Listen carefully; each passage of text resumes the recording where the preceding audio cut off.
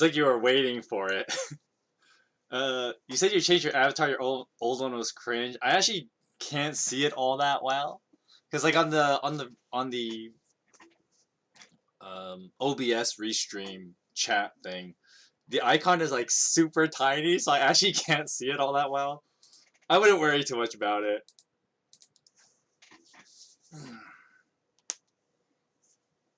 We just wait a couple more minutes before we actually start.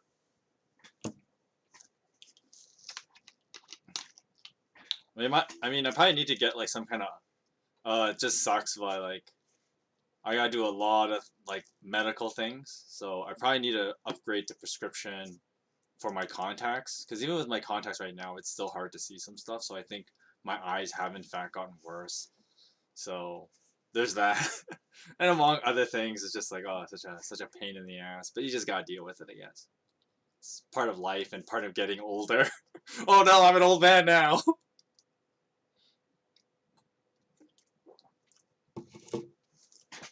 I wouldn't worry too much about that. Like your avatar thing. It's kind of one of those things where like,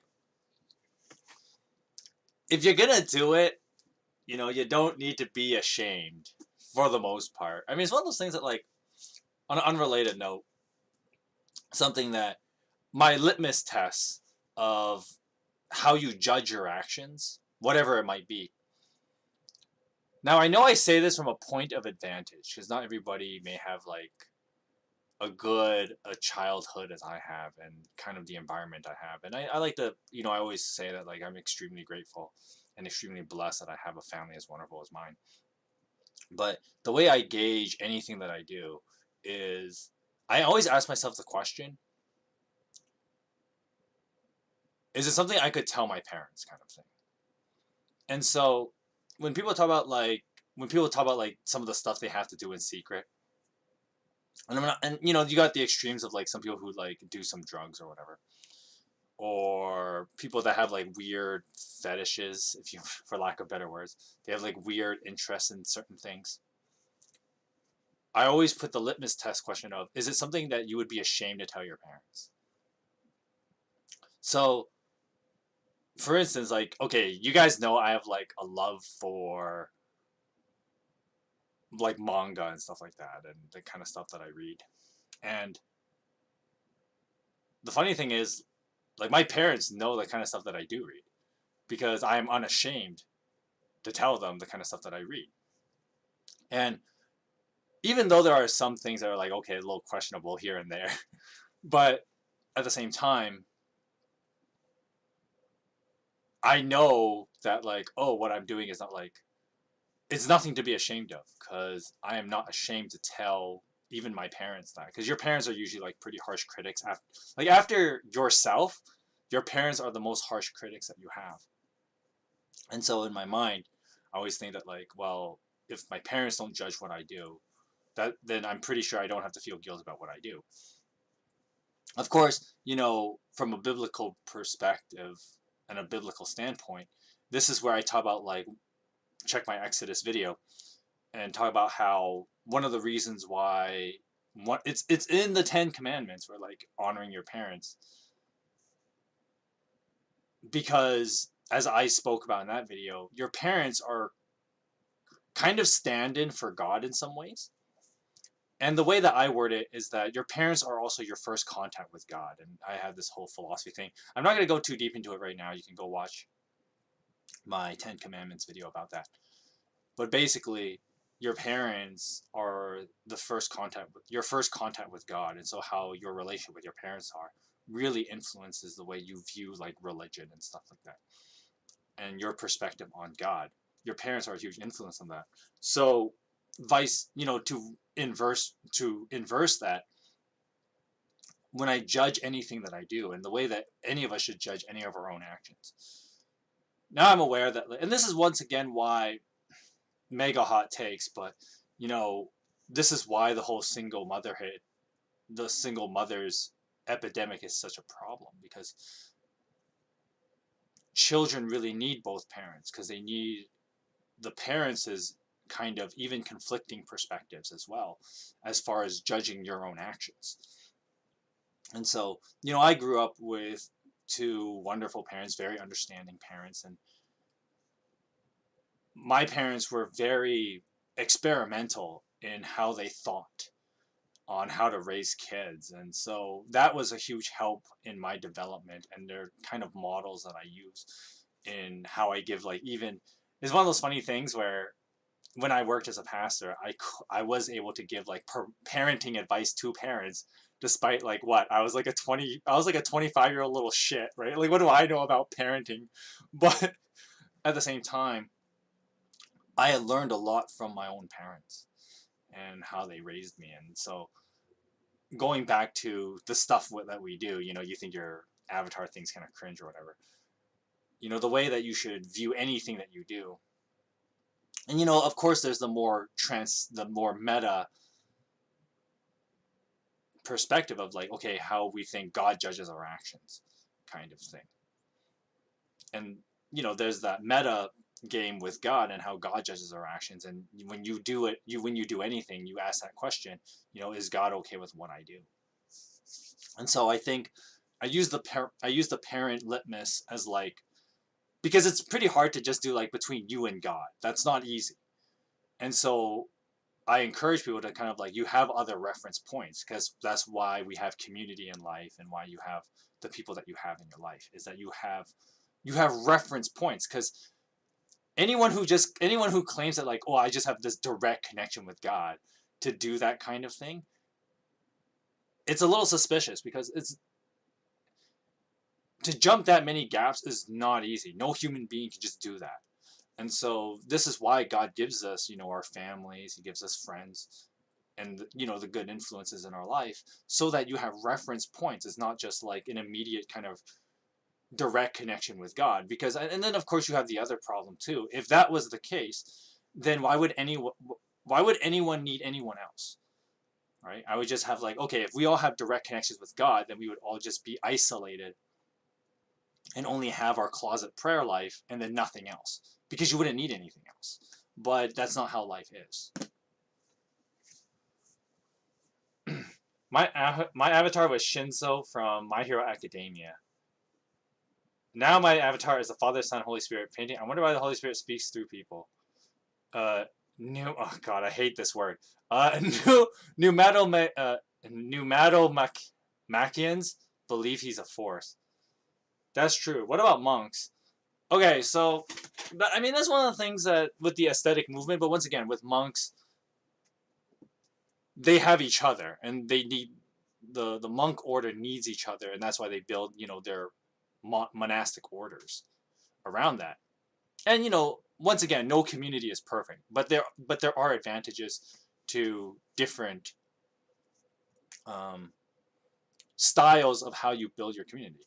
Because, for example, as I was mentioning earlier, I have the advantage of like having really out there parents. I'm just really fortunate to have that be the case, but that's not everybody. And I'm aware of this. And so some people need like a monastic community, which has been kind of translated in, if you want a secularized version of the monastic movement, mega hot takes, but that's basically what the modern incel movement is. The incels are kind of like a modern secularized version of the monastic movement,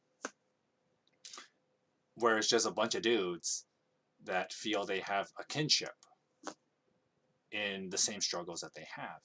And so monks were not that different. Of course, for monks, it was more like a spiritual thing. And you see this across religions, whether you're thinking like Buddhist monks or Christian monks. It's kind of that idea that there's some kind of driving force that connects them together, and then they build a community of like-minded people. So that's not out of the ordinary in that sense. But once again, that's not my case. I had a different, I didn't have that as a problem. But anyway,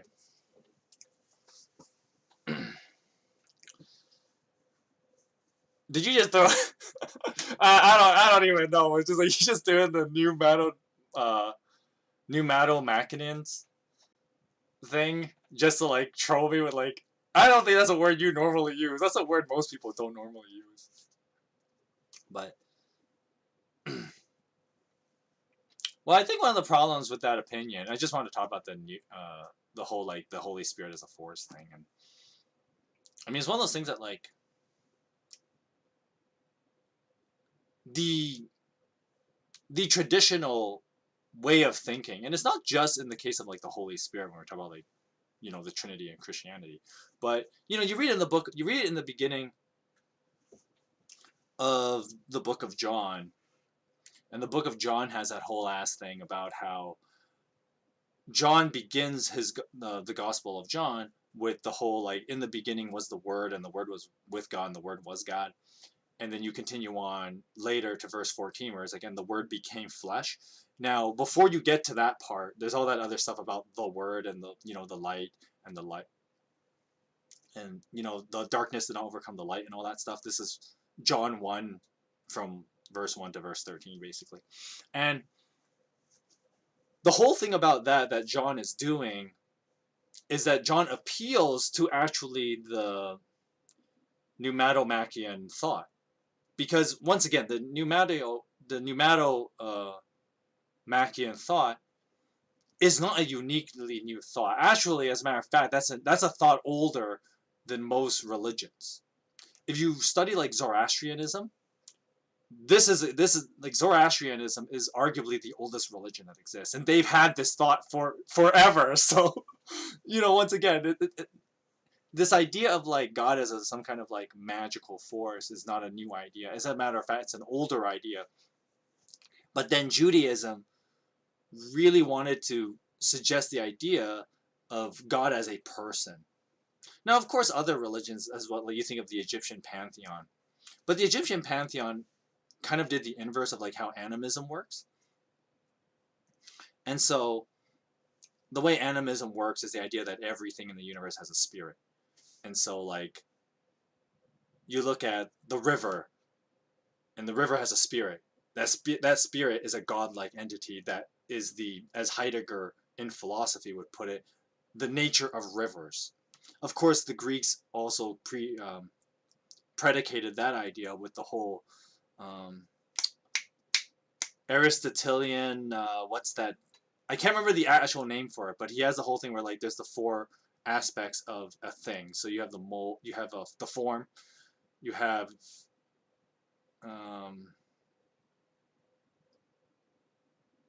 the form, the telos, and I can't remember what the other two are. And basically, is the idea that like, okay, so you have the concept of a table, for instance. Okay, so whether you have your wooden Japanese mini table, or you have a huge ass rectangular table that you find in like a French house, like in those movies. Well, they're both tables, but what is it about them that makes them tables? And so there's kind of this existential definition of what is a table.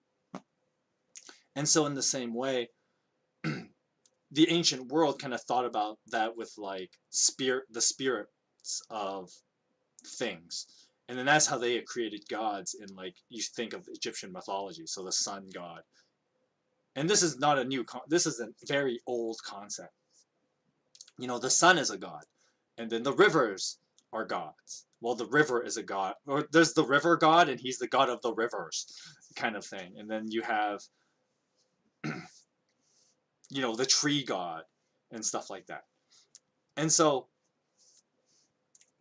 in Judaism, long before Christianity, Judaism came up with this idea of God being more human as a person. And this was actually contrary to where modern critics of religion, particularly critics of Christianity, they would criticize the idea of like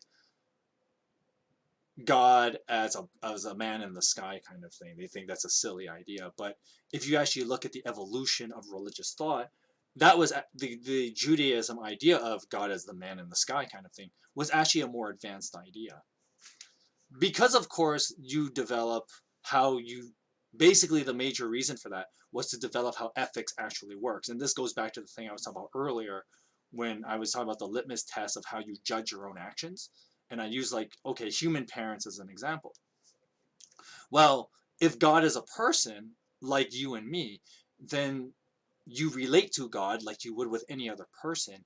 And just like how we are supposed to interact with other human beings, we are all accountable to each other. And in the same way, since God is a person, we are also accountable to him. And so there was the more Judaism really developed the idea of this relational aspect with God.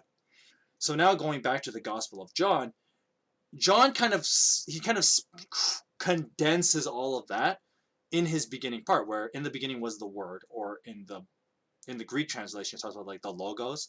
Now the Logos was this transcendent idea, and every Greek philosopher would be like, yeah, I get there's this idea of like the transcendent, the Logos.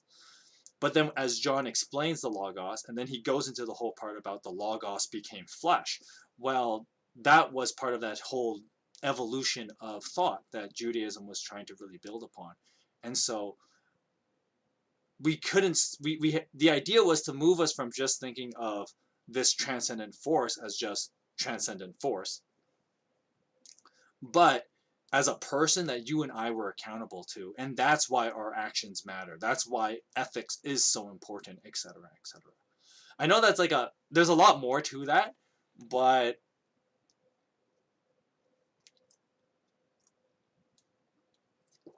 I mean, that could be like its own 3-hour stream. And so we're going to move away from that.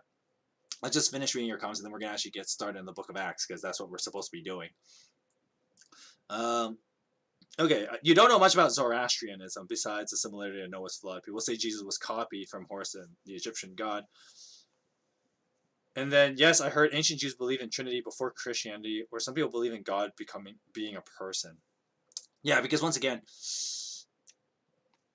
a little like like 099, if you will, not quite a 101 on Zoroastrianism. The basic predicate of Zoroastrianism is the idea of how religious thought, and this is where once again, where you brought up the whole like people have the belief that like Christianity copied Egyptian mythology, and really in a lot of ways you can easily make arguments that all religions really copycat each other.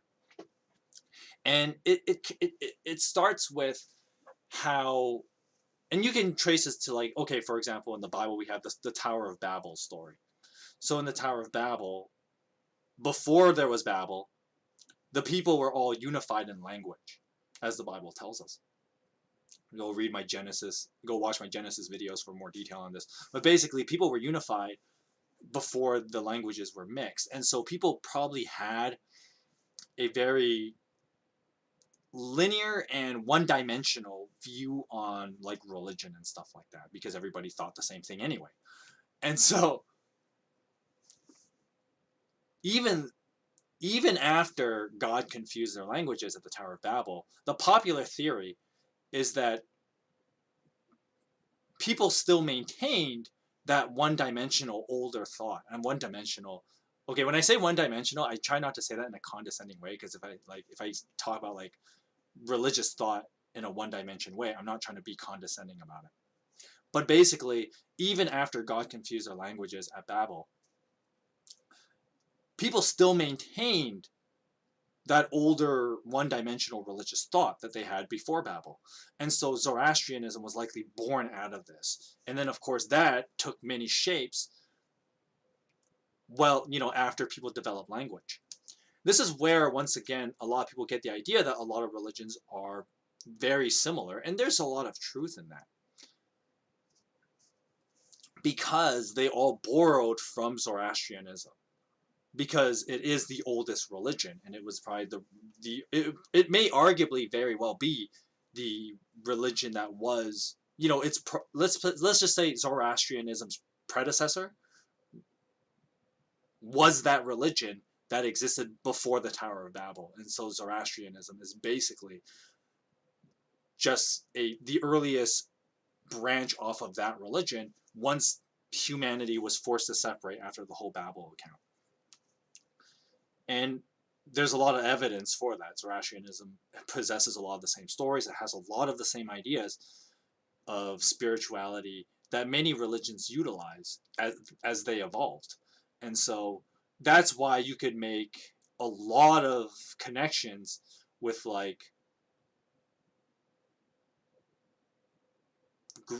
Greek philosophy with Confucianism, because even though Confucianism is more of a philosophy and not exactly a religion, but a lot of the same ideas could be pulled out from those belief systems, because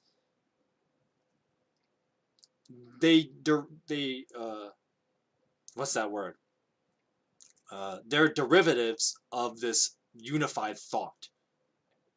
That, once again, the pre-Babel religion, let's call it that, the pre-Babel religion.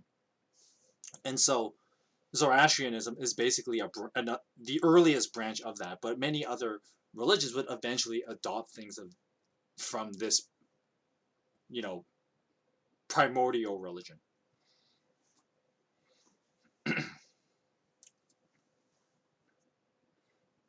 You heard that ancient Jews believe in Trinity before Christianity. So once again, it's the whole how God relates to people thing. And I talked about this in the book of Luke, so there's that whole thing too, and how people relate to God. And once again, there's that whole push of how we view God as a person. And so when we talk about the Trinity, it's really more about how we are relating to God. And so the Spirit being and of course I have to go into this whole thing about talk about how we define the Spirit within and the Spirit's role within the Trinity. But the idea is that how the Spirit interacts with, us, the believers, is that there's a particular relational aspect that is actually different from how we relate to the Father and to the Son. And the Spirit plays a different relational role in that. And so there's all that to cover. But God, if I were to talk about that, we'd be here for like multiple streams. Like you could talk about that forever, basically, which we're not going to do now. So anyway, 25 minutes later, hello and welcome to the Streaming Parson Reads the Book of Acts. And today we are reading chapters 5 and 6 of the Book of Acts. So chapter 6 is not that long, and I know it's going to be kind of weird because chapter 6 is actually the beginning of a longer story. So we're going to just read like chapter 5 stories, and then chapter 6 is kind of like an introduction to kind of a larger narrative. But I do want to cover 2 chapters, because then I don't want to cover like 4 chapters next week, and that's going to be like a huge pain in the ass. So we're not going to do that. So we're gonna read chapters 5 and 6 today, and that's the plan. Oh, I'm just looking. I was like, wait a minute, that's not right, because I was at the wrong page. Anyway, all right, so Acts 5 and 6. If you guys want to follow along, I'll be using the New International Version, or NIV. But before we actually start reading, I'll just start us off with a quick word of prayer. Heavenly Father, we thank you for this day, and we thank you for this time that we have to read your word. And I just pray that as we read the book of Acts, I just ask that you would continue to reveal to us what it means to be followers of you and to be faithful to you, and you would continue to reveal more of that to us. I pray this in the name of your Son, Jesus. Amen. Okay, so just a quick last time kind of thing. So when we got to Acts chapter 4, basically what Acts chapter 4 kind of gives us is this idea of Christianity becoming like a cultural movement. It became more than just this religious branching. It became more than just some kind of Jewish cult, which is how, as we read in the earlier chapters, Christianity kind of starts as. But of course, the reason why people don't really think of Christianity as being a Jewish cult is because, well, Christianity wasn't really Christianity as we know it during that time. But as we read through the book of Acts, it's kind of how it started. But when we get to chapter 4, And after, Peter and John, they, they preach about Jesus in the temple, and the temple authorities are like, "Oh, you gotta stop doing this." And Peter and John were like, "No, how could we not talk about the resurrection of Jesus and yada yada yada?" And basically, they declared, kind of like declared war, but that's not the best way of wording it. They basically declared war on the Jewish authorities by saying like, "No, we're not just some kind of small Jewish sect. We are a movement, and you just got to deal with it." Because we have to talk about the resurrection of Jesus, and that was kind of the conviction that Peter, John, and by extension the rest of the church, they had. And so I did finish by, when we were talking about the end of chapter 4, we go through this time skip, and basically when we start chapter 5, and this is where, if you were just doing like a dry reading of like the entire book of Acts, you might go like, huh, how did this happen? Because I guess the Bible doesn't straight out tell you 5 years later kind of thing. It doesn't do that. So you kind of just have to pick up the context of like, okay, obviously some time has passed, because how do you go from chapter 4 where Peter is declaring like, we are a movement now, and then chapter 5, oh, this movement is actually a thing and it's gotten traction. So how I just wanted to kind of bridge that gap, and then as we reach chapter 5, you're not so taken aback by, oh, Christianity all of a sudden looks different, because obviously it had changed in the few years that the movement has been picking up traction. And so chapter 4 ended with one of the things that the Christians were doing, which was some of them were even selling their property, but they were being a lot more generous to each other and building this church community that would take care of each other. So chapter 5 kind of springboards off this kind of time skip event. All right, chapter 5. Now there was a man named Ananias, together with his wife Sapphira. They also sold a piece of property. Now with his wife's full knowledge, he kept back part of the money for himself, but brought the rest and put it at the apostles' feet.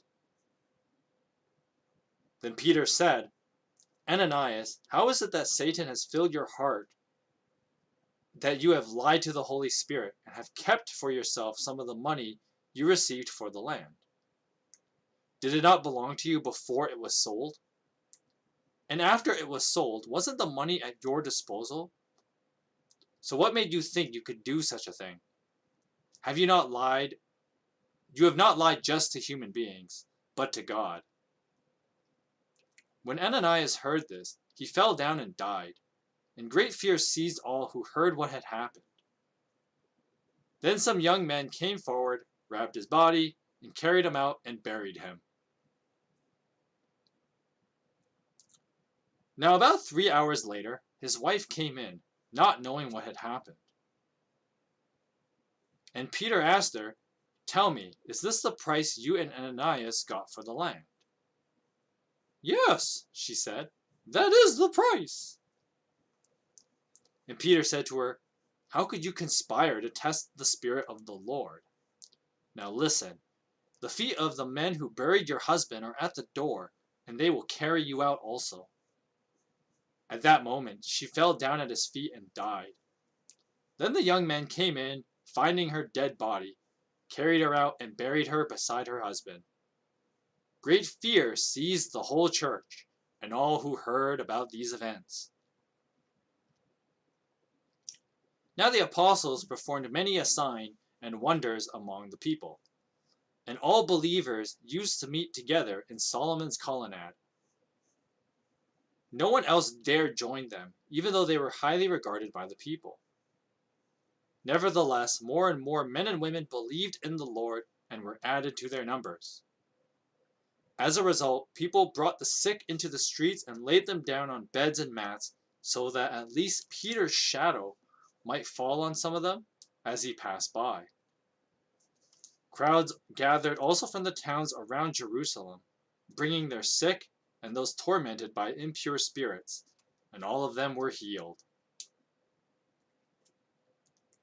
Then the high priest and all his associates, who were members of the party of the Sadducees, were filled with jealousy. They arrested the apostles and put them in public jail. But during the night, an angel of the Lord opened the gates of the jail and brought them out. "Go and stand in the temple courts," he said, "and tell the people all about this new life." Now at daybreak, they entered the temple courts, as they had been told, and they began to teach the people. When the high priest and his associates arrived, they called together the Sanhedrin, the full assembly of the elders of Israel, and sent to the jail for the apostles. But on arriving at the jail, the officers did not find them there. So they went back and reported, "We found the jail securely locked, with the guards standing at the doors. But when we opened them, we found no one inside."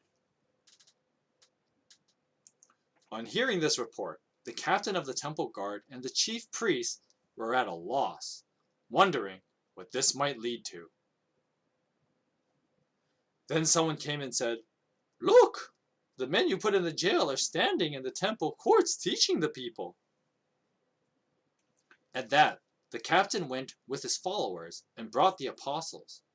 They didn't use force, because they feared that the people would stone them.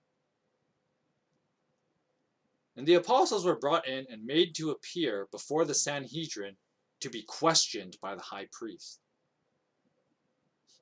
"We gave you strict orders not to teach in this name. Yet you have filled Jerusalem with your teaching, and are determined to make us guilty of this man's blood." Peter and the other apostles replied, "Well, we must obey God rather than human beings. The God of our ancestors raised Jesus from the dead, whom you killed by hanging him on a cross. God exalted him to his own right hand as Prince and Savior, that he might bring Israel to repentance and forgive their sins. And we are the witnesses of these things, and so is the Holy Spirit, whom God has given to those who obey him." Now when they heard this, they were furious and wanted to put them to death. But a Pharisee named Gamaliel, a teacher of the law, who was honored by all the people, stood up in the Sanhedrin and ordered that the men be put outside for a little while. Then he addressed the Sanhedrin, "Men of Israel, consider carefully what you intend to do with these men. Now some time ago, Theudas appeared, claiming to be a somebody, and about 400 men rallied to him. He was killed, and his followers were dispersed, and it all came to nothing. And then after him, Judas the Galilean appeared in the days of the census, and led a band of people to revolt. He too was killed, and all his followers were scattered. Therefore, in the present case, I advise you, let's leave these men alone. Let them go. For if their purpose or activity is of human origin, it will fail. But if it is from God, you will not be able to stop them. You will only find yourselves fighting against God." His speech persuaded them, and they called the apostles in and had them flogged. Then they ordered them not to speak in the name of Jesus and let them go. The apostles left the Sanhedrin, rejoicing because they had been counted worthy of suffering disgrace for the name. Now day after day, in the temple courts and from house to house, they never stopped preaching and proclaiming the good news that Jesus is the Messiah. Alright, so that was chapter 5. There's quite a lot to cover here.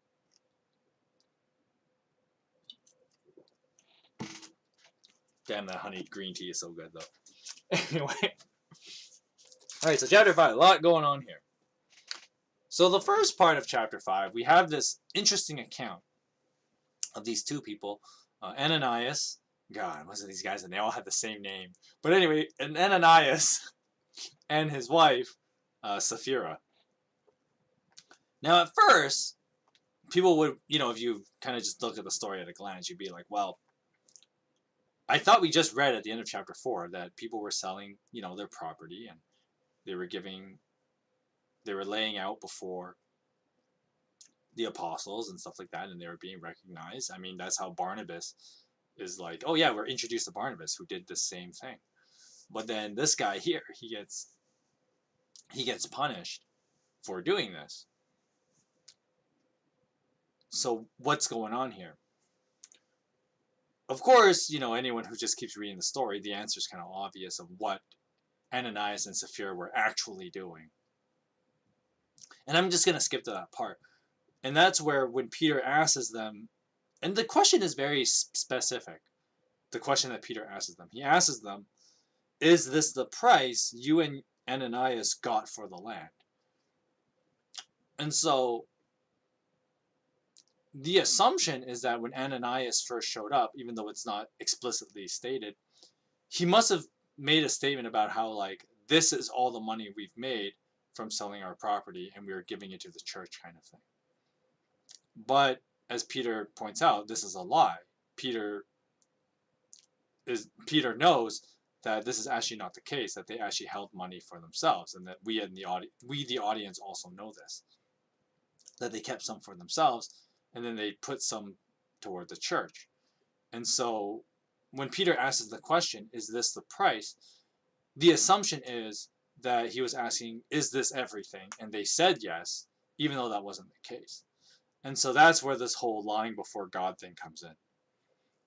Now, you might be wondering, though, because some people may make the case that, well, they were punished, Ananias and Sapphira were punished because they didn't give everything. But that's not what Peter accuses them of. After all, Peter does mention, wasn't the land yours? Now, I know a lot of Christians would talk about how, like, well, technically nothing we have is actually ours. We're just stewards of everything God has given us, kind of thing. But I kind of like how Peter says it here. He's like, well, the land was yours, and it was yours to do with as you pleased, and God would have no problem with that. And then Peter even extends this by saying, well, even after you sold the land, the money was yours, and you were free to do it as you please. And so there's this kind of little funny thing where it's not so much the material possession that God cares about, because once again, like, what is that to God, right? If God is the maker of all things, I mean, who cares how, what we have and how we use it? God doesn't really care in the grand scheme of things. And so the issue here was something else, an immaterial thing that Ananias and Sapphira were going to grasp at, which would have actually been dangerous to the church. And the obvious kind of answer to that, and what you could probably assume Ananias and Sapphira were going for, this immaterial wealth, was basically popularity and fame. And so the contrast is with, at the end of chapter 4, we were told about Barnabas and how generous Barnabas is, who sold a field he owned and brought the money and put it at the apostles' feet. And so the interesting thing about Barnabas is that we actually don't know how much the field was worth. We don't know how much, if it was a percentage of what he owned.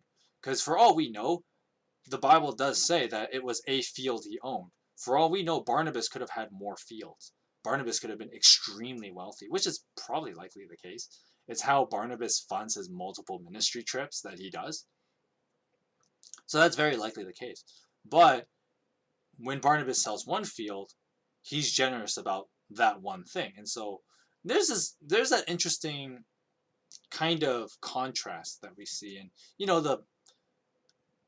the quick Christian critics, or critics of Christianity more accurately, will talk about how, like, oh, like, aren't Christians supposed to be generous and whatever with, like, all that they have? And, some people would cite one of the passages Jesus talks about where, like, well, sell everything you have, give it to the poor, and then you'll have eternal life, kind of thing.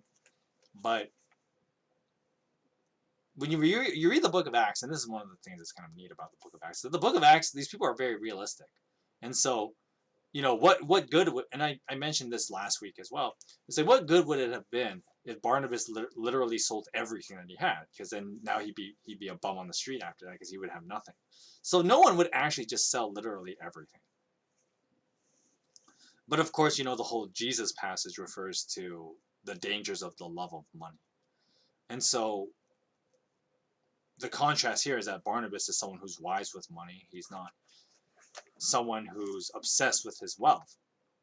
He's just a rich guy who has more to use to help the church. And good on him for that. But then we get to Ananias and Sapphira, and the contrast here is that what they were going for was kind of popularity, because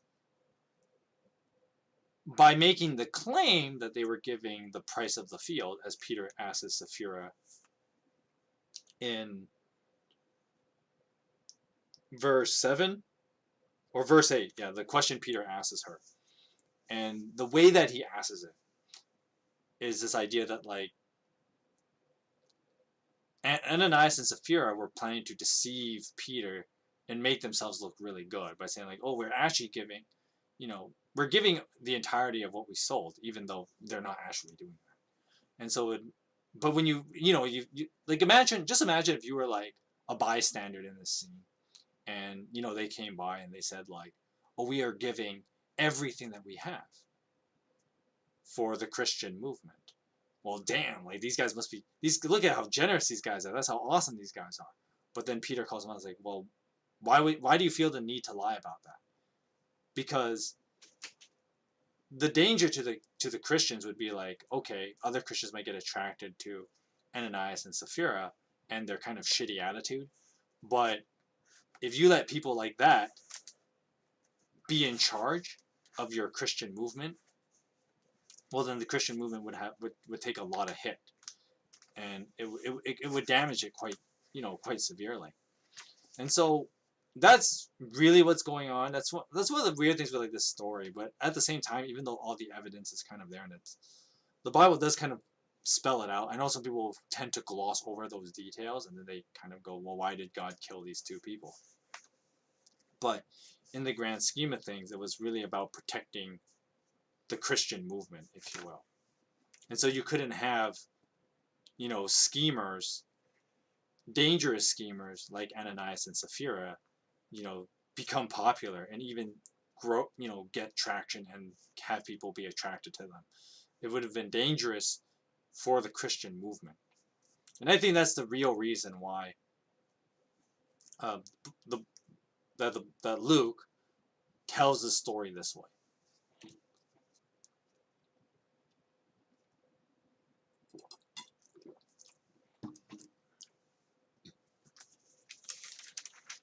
Continuing on, I'm going to skip that whole weird part about how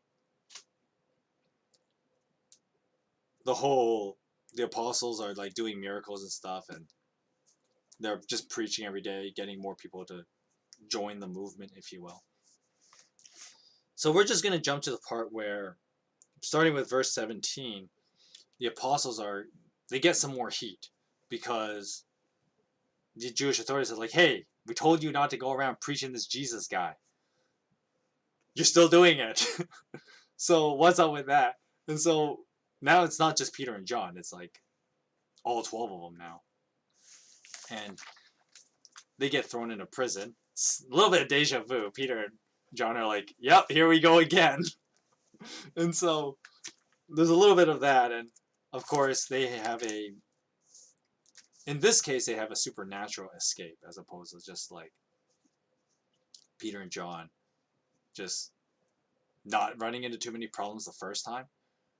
But maybe because, in a sense, Peter and John are not first-time offenders now, the religious leaders would have been a lot more strict, and they could have even gone so far as, like, stoning for blasphemy kind of thing. Which is why it's kind of funny, why didn't the angelic prison break happen the first time, but it happens this time? And I think that's my guess to it. I don't have a real. I mean, once again, this is just what I think. It's not like a definitive answer. The Bible doesn't flat out tell you this, but once again, the context clues is like safe to assume kind of thing, where because Peter and John are not first time offenders, the religious leaders would have been like, okay, we may have to actually make these guys an example, and so God is probably like, oh, I've not taken that chance, so prison break, and so that's kind of what happens here. Then we get this later part here where the apostles are once again, they're talking to the religious leaders, telling them, no, we have to preach about Jesus and the resurrection.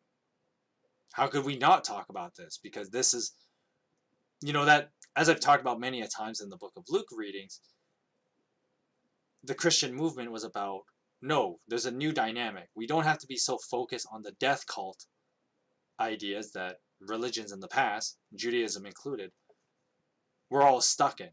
We're not a death cult anymore. We are preaching life, the life that Jesus Christ gives us. How could we not talk about this? Is kind of the argument that Peter and John use, and of course the other disciples with them this time. So how could we not talk about this? And it's one of those things that, like, yes, Christianity is still strong to this day, more or less. And why there are people who boldly still talk about Jesus and the gospel, I mean, yours truly included, is because we really believe in this new dynamic of, no, because Jesus lives, we live, and we want everyone to be part of that life. We don't have to be stuck in the old death culty way of thinking that we've been thinking for over who knows how long. Almost up to 50,000 years, let's just say, assuming that human beings have had death cults since the dawn of humans. So, there's a new dynamic, and that's in the person of Jesus Christ. How could we not talk about that? And that is kind of what the argument that Peter uses here when he says, well, why would we would listen to God and talk about Jesus and the resurrection, because we want everyone to be part of that life.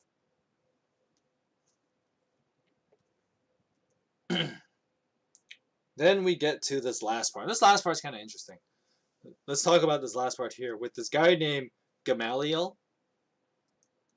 and the stuff he talks about. And there's quite a bit to cover in this particular part, so we're going to be here for a while. So Gamaliel here's the problem though.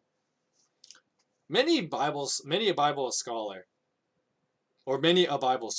wow, dyslexia. Many a Bible scholar assume this may very well be, the same Gamaliel that was like Paul's mentor. Of course, there's a little bit of holes in that logic, because how could Paul be such a religious extremist when he had this guy as a mentor? Because Gamaliel, ironically, seems to be like the more liberal rabbi among his peers. Because you see these other Sadducees, you see the rest of the Sanhedrin, and they're all like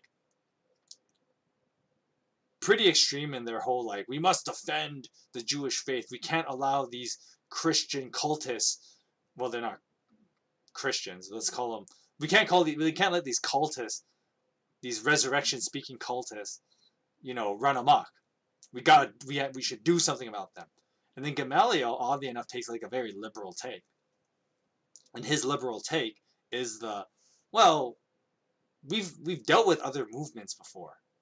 So why don't we just see if this is just like the rest of them? That's kind of his argument in a nutshell. Which is a very liberal take, which is kind of funny that this guy who's highly respected takes the very liberal view. So I guess liberalism for the win in that case. But I know many a Bible scholar talk about how, like, this may very well be the same Gamaliel. But my only objection to that is, one, that contradicts the whole why Saul of Tarsus, or later St. Paul, he's such an extremist, which wouldn't make sense. Well, I mean, I guess it's not that it doesn't make sense. Sorry, not that it doesn't make sense, but it would seem a little bit far-fetched if you had like such a liberal mentor, and then one of his students would become such an extremist, as we read later in the book of Acts. And so there's that little bit of disparity. My theory is just that, not really a theory, but it's me poking holes and making fun of, as I've made fun of many times on this channel already, about Jewish naming conventions. Because everybody's got to have the same freaking name in this country. So they could very well be different Gamaliels. And that seems a very possible, very likely even, possibility. It's not like there was only one Jewish rabbi named Gamaliel. I'm sure there were multiple. And so the Gamaliel that trained Paul could very well be a different person as this guy. Because once again, like what you read here is that this Gamaliel is a very different kind of person than the rest of these Jewish rabbis and leaders, and has, oddly enough, very liberal takes. Speaking of his liberal takes, though, what's interesting is that he brings up something that, once again, the original audience of the book of Acts would have been very well aware of this. Because a thing that is not addressed in the Bible, but you read like Josephus and other first century historians, they talk about how before and after, like Jesus' time, there were other people basically claiming to be the Messiah. There were people before Jesus, quite a number of them actually, and there were quite a number of them after the life and the life of Jesus. And so, and of course there are obviously messiahs after, because there's that whole thing. Now I can't remember. You're gonna have to fact check this one yourself. I can't remember the guy's name, but there was another guy who claimed to be the Messiah. He led a big rebellion against the Romans in, I think it's like 65 to 68 AD. Most people take the 68 AD date, but somewhere in that time period. And he started this uprising and his own movement, if you will, a very political one. And then after his rebellion fell, the Romans were like, okay, we're sick of this. We're going to go kick the shit out of the Jews in Jerusalem. Which is how the destruction of the temple in 70 AD basically happened. So it was because of, there were other messiahs causing, political rebellion against the Romans. And so, with that said, there of course is that note about how Judaism just clumps Jesus as well with these guys, and that basically most Jews just say that was a whole age of like these false messiahs, and then Jesus kind of gets lumped in with them, because of course Jews would not deny Jesus' existence, but they wouldn't call him the Son of God either. So the safest route would just be to just clump him in with the rest of these what would be the correct term? These political rebels. But basically, going back to the book of Acts here, Gamaliel refers to some past ones. Now, there's not a lot of detail about any of these rebellions. You can read up like larger stories about them. Most of it's been lost to time. All the first century historians, once again, they just said, oh yeah, this was a thing, and that's about it. So you can't really get much detail about it, but the important fact that you need to know is that basically there were a lot of these. There was a lot of these kind of political messiahs showing up, causing different movements, and mostly political ones, to go against the Romans. Because of course there was that whole older Jewish thought before, once again, this idea of the way that, see, this is where, once again, if I talk about like mythology and story and how Jesus subverts traditional messianic mythology, you could do a whole lecture about that. But basically, with Jesus as the exemption, as he is the inversion of the messianic mythology and the mythos behind all these messiah wannabes and the messiah stories, there were a lot of these guys that were trying to claim it upon themselves to be the Messiah. And of course, the Messiah would be, as the Jews perceived it to be, a very political figure that would unroot the oppression of the time, aka the Romans at that point in history. And that's something that carries on to this day, as people talk about how terrible things are now, and the political, mainly because of political unrest, because there is a lot of that. The Messiah would be this person to uproot all of that and bring in a new world order kind of idea. And so this was just like today, and you get there's a lot of those nut jobs today. There were a bunch of them back then too. I mean, it's one of those things that, like, as much as things change, things stay the same. So people going around claiming, I am the Messiah, they were around back then, and they're still around now. So what else is new, I guess you could say. But the fact that Gamaliel just makes reference to them, Luke is tying that, like, yes, people thought this. This is a thing. Just like all those historians in the past said, like, yeah, this was a thing. Luke puts in the Bible, yeah, this was a thing. And so the point I'm getting at is, you don't have to get too caught up in the stories themselves of, like, okay, there was this rebellion at this time and that rebellion at that time and so on. But the fact of the matter was that there was a lot of unrest and all these movements were being made. But the book of Acts then tackles the issue of, okay, what makes the Christian movement different? And that's something we're going to address as we move in later chapters. What makes this Christian movement different? Because there were lots of these movements. There were lots of political movements, for sure. There were probably other religious movements. But what is going to make this Jesus guy and this new movement that these followers of Jesus, well, what makes them different? And that's the question that's being asked here. And so, well, before we transition to chapter 6, because I was going to be like, oh, we can just transition to chapter 6. Let's just finish up a little bit of, I guess, some funny notes at the end of chapter 5.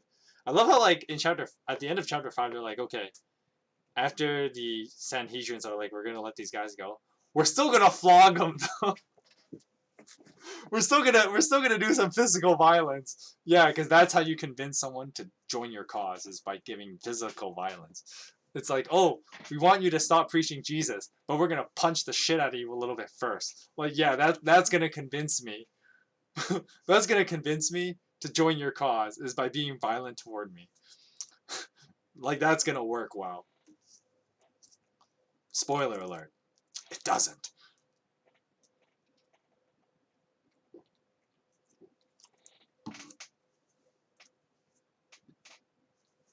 And then, of course, what makes it even more hilarious is that after this, like, ass whooping that these guys got, they were like, praise the Lord! That happened! We just got our asses kicked! But at the same time, of course, it was how they recognized it, like, yes, this Christianity movement, we've gotten traction. If these guys are so scared that they're threatening us with physical violence, like, yeah, our movement's got traction. And that's a good thing, because that's how, they probably see in their mind of, like, we got, like, traction for our movement. This is how we're going to fulfill the commandment Jesus gave us to, go and make disciples of all nations, baptizing the Father, Son, Spirit, that kind of thing. How they go to the ends of the earth to proclaim the name of Jesus. Well, now that their traction has momentum, they're like, awesome, this is what we need. This is how we're going to accomplish that commandment Jesus gave. And so that's why they're probably happy, even though despite the fact they got their asses kicked like a few minutes earlier. And it's always kind of a little funny to, like, just point that out. Like, yeah, after the flogging that they got, they were praising God for it. And yeah, what you say is true, Heavenly. They were they were glad that they were doing something right. And so, and that's one of the things that many people can learn today as well. And despite the fact that Christianity has a lot of challenges today, it wasn't any different from it was back then. But if people feel threatened by the authority that God has given you, you just got to move with that momentum. Because, and this is where, once again, you read in like the epistles of Paul kind of thing. He talks about how, like, well, if God is for us, who can be against us? It's kind of this in mind. It's like, yeah, if God gives you a mandate, if you will, and a command to live out, well, then God will give you what you need to gain your momentum and your traction to do that. And so, yeah, you're right that they were doing something right, and they really got that momentum going to keep doing it and to be confident in their ability to carry out this very tall order, really, that Jesus had put out before them. All right, anyway, let's move on to chapter 6. Chapter 6 is super short, so we may finish the stream pretty quickly. I guess I'll do a little bit of a preface for chapter 6. In chapter 6, once again, there's a time skip here, a much larger one. Because the first time skip, which we had between chapters 4 and 5, is actually like not a big time skip. It's probably like a year maybe, as once again, now they're a movement. But in chapter 6, we really see that like this movement has now really taken root. So as we just read at the end of chapter 5, the apostles were all excited that the Christianity movement had the momentum. And now we actually see the fruit of some of that, and how the Christians run into a big problem. It's a good problem, but they ran into a pretty big problem. And that's what we kind of read in chapter 6. And chapter 6 just kind of talks about this problem and utilizes this little church history problem to, one, introduce some new characters that would play out for later chapters and be important to talk about. But, of course, chapter 6 is also really about the result of the expansion of the Christian movement. All right, chapter 6. Now in those days, when the number of the disciples was increasing, the Hellenistic Jews among them complained against the Hebraic Jews because their widows were being overlooked in the daily distribution of food. So the 12 gathered all the disciples together and said, "It would not be right for us to neglect the ministry of the word of God in order to wait on tables. Brothers and sisters, choose 7 men from among you who are known to be full of the Spirit and wisdom. We will turn this responsibility over to them, and will give our attention to prayer and the ministry of the word." This proposal pleased the whole group. So they chose Stephen, a man full of faith and of the Holy Spirit, a guy named Philip, Prochorus, Nicanor, Timon, Parmenas, and Nicholas from Antioch, a convert to Judaism. So I assume he's Greek. They presented these men to the apostles, who prayed and laid their hands on them. So the word of God spread, and the number of disciples in Jerusalem increased rapidly, and a large number of priests became obedient to the faith.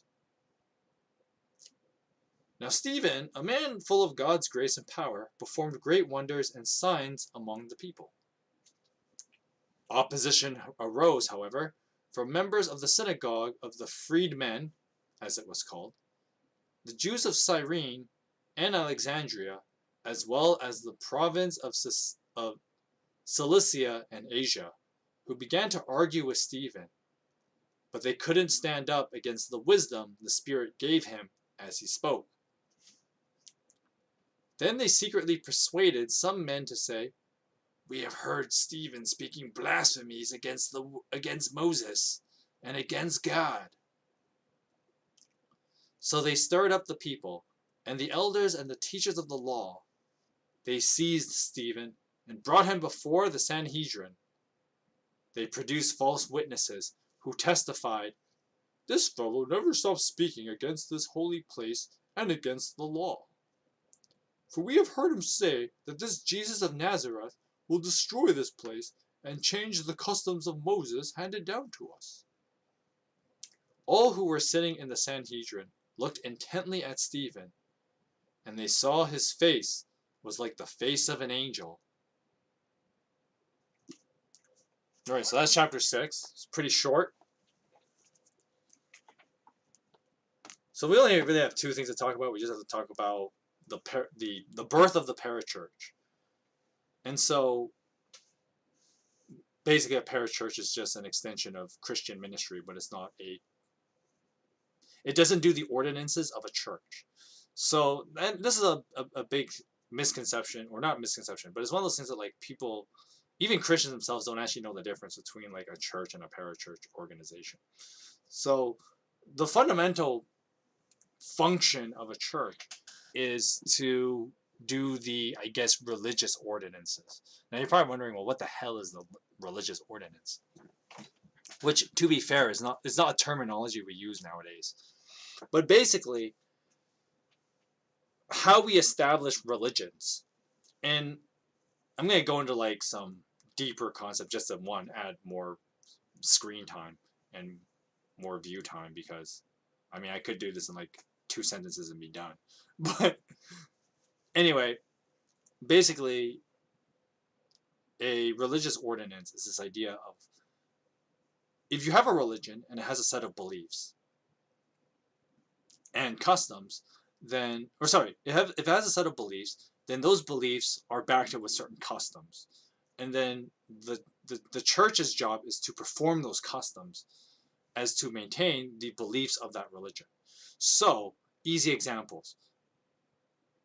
Worship is a big one. Oh, no. Well, worship can also be done in a parachurch organization. But like, for example, we'll use Christianity as our example because we're reading the book of Acts here. A good example would be like a church performs communion.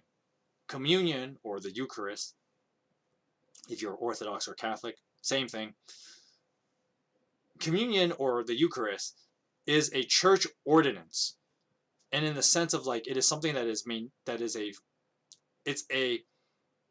shit, how did I just explain it? It's one of those like customs that reinforce the beliefs. So, once again, you ask any theologian, they talk about how like, well, the Eucharist's purpose is, as Jesus did in the Last Supper, it's meant to remind us of the death of Jesus Christ and spilling his blood for us to cleanse us of our sin. That's the purpose of the Eucharist. And so, I mean, it's in the word itself. Eucharist means the thanksgiving. And so the idea is that the Eucharist is this ordinance because it maintains that belief of Jesus died for our sins. And so the Eucharist is the custom that enforces that belief. And so that's like the easiest example of like how a church is meant to function. See, a parachurch organization, yes, they talk about Jesus. Yes, they talk about how they do prayer and stuff like that. Yes, that's all true. But they don't maintain the customs that maintain beliefs. So you wouldn't see like a parachurch organization do the Eucharist, for instance. That's not their function. But of course, the parachurch was created not to do those things. The parachurch was designed to reach out to broader communities. Because once again, the church's function is to reinforce the religion's beliefs, if that makes sense. So to not just make, here's another way you can look at it. We can look at it from like let's use a secular standpoint, and we'll talk about, and this is where like, again, this whole thing about how one of the statements I just hate people saying. And the reason why is because people who usually say this are either, one, completely ignorant and don't know words in general, Or two, most people who say this tend to be very disingenuous about what they think in general as well. And the statement that I absolutely hate is this: I am not religious, which is a ridiculous statement because clearly you don't know what the word religion means, or if you're or you could just be very disingenuous and you want to try and hold this magical high ground of which you transcend religion, which is also ridiculous. So the reason why, I mean, those are the real reasons why I hate that statement. Because if you actually think about it, everybody is religious about something. The basic definition of a religion is something you devote your life to. And mega hot take, your streaming Parson hot take of the week, if you will, is that we all have multiple religions that we live by every day. Because we're human beings and we have our wide array of human experiences as well as their contradictions. So an example of this is like, okay, I get why people say they're not religious. The reason people say that is because they don't want to be, they don't want to associate themselves with organized religion. But I think people should just say that outright. Just say, oh, I don't want to associate with organized religion. Okay, fine. You're entitled to the way you live.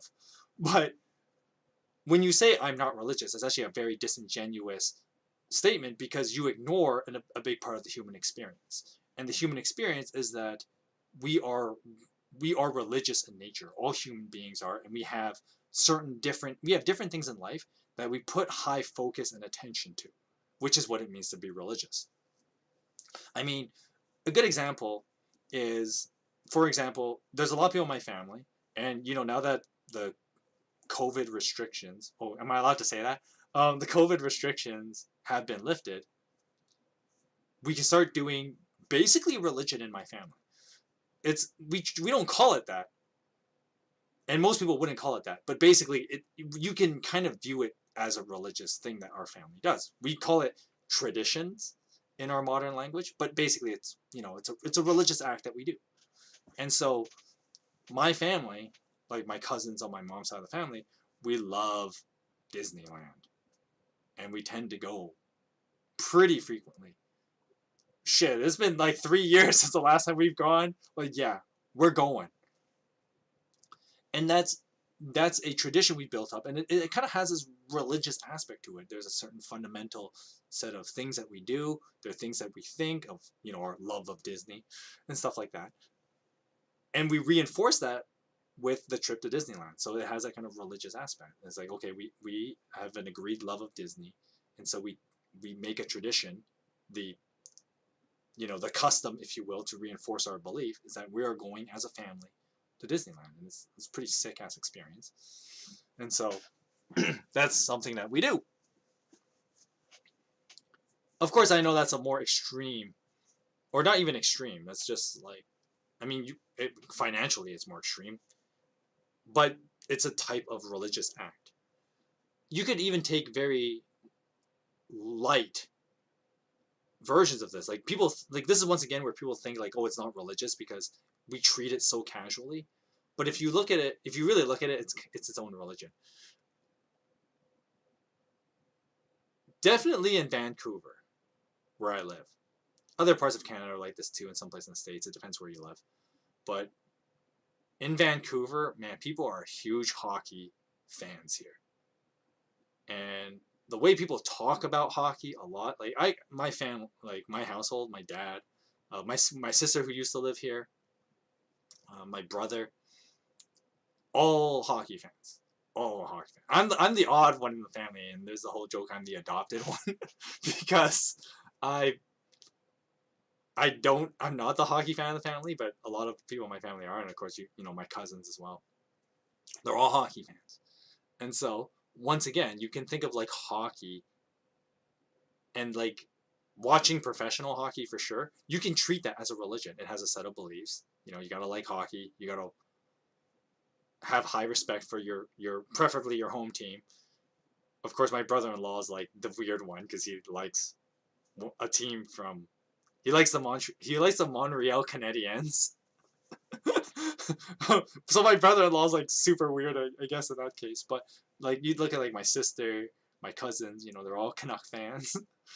And it kind of is it kind of is it behaves like a religion. And of course there are religious customs.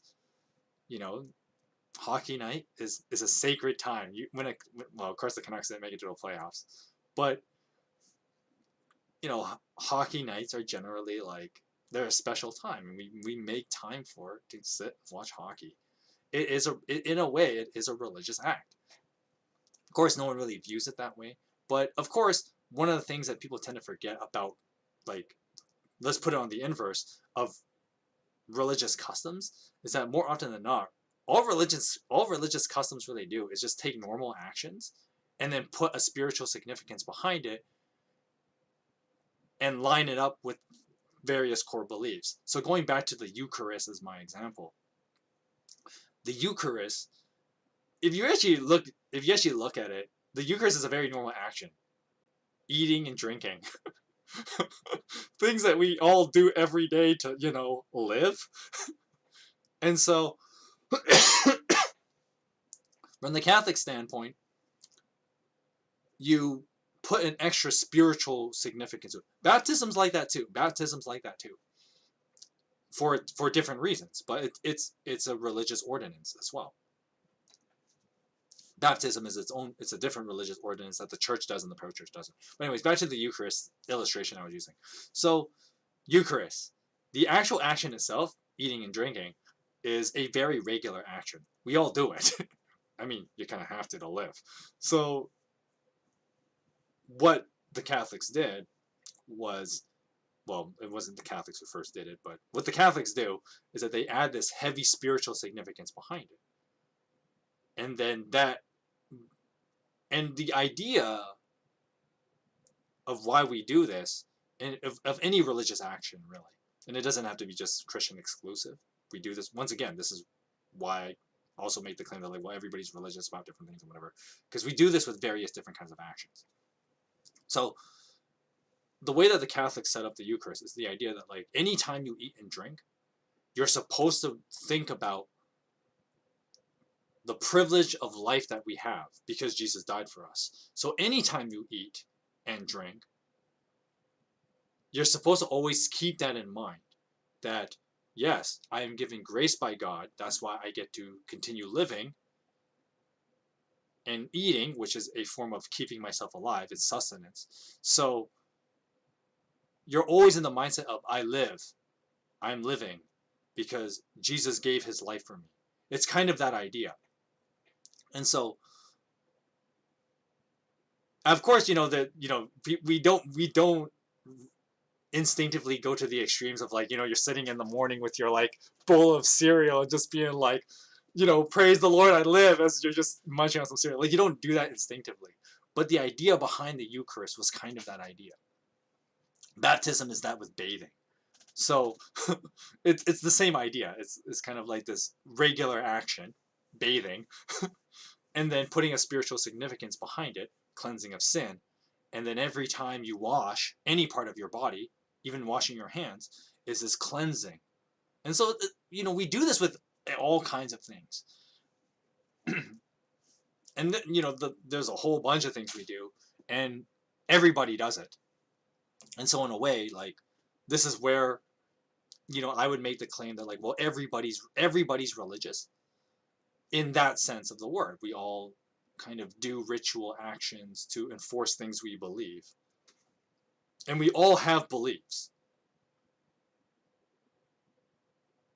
We all have very strong beliefs and convictions. Otherwise, you're just a crazy person with no direction in life. And so everybody has beliefs, though. And they vary from person to person. That's why different religions exist, because people have different opinions of what they believe. And that's just how human beings are. But the idea of, like, being religious is something that, like, I disagree when people say, well, they're not religious, because everybody is. If you want another funny note, it's kind of those things I just always think about, is in the first Avengers movie,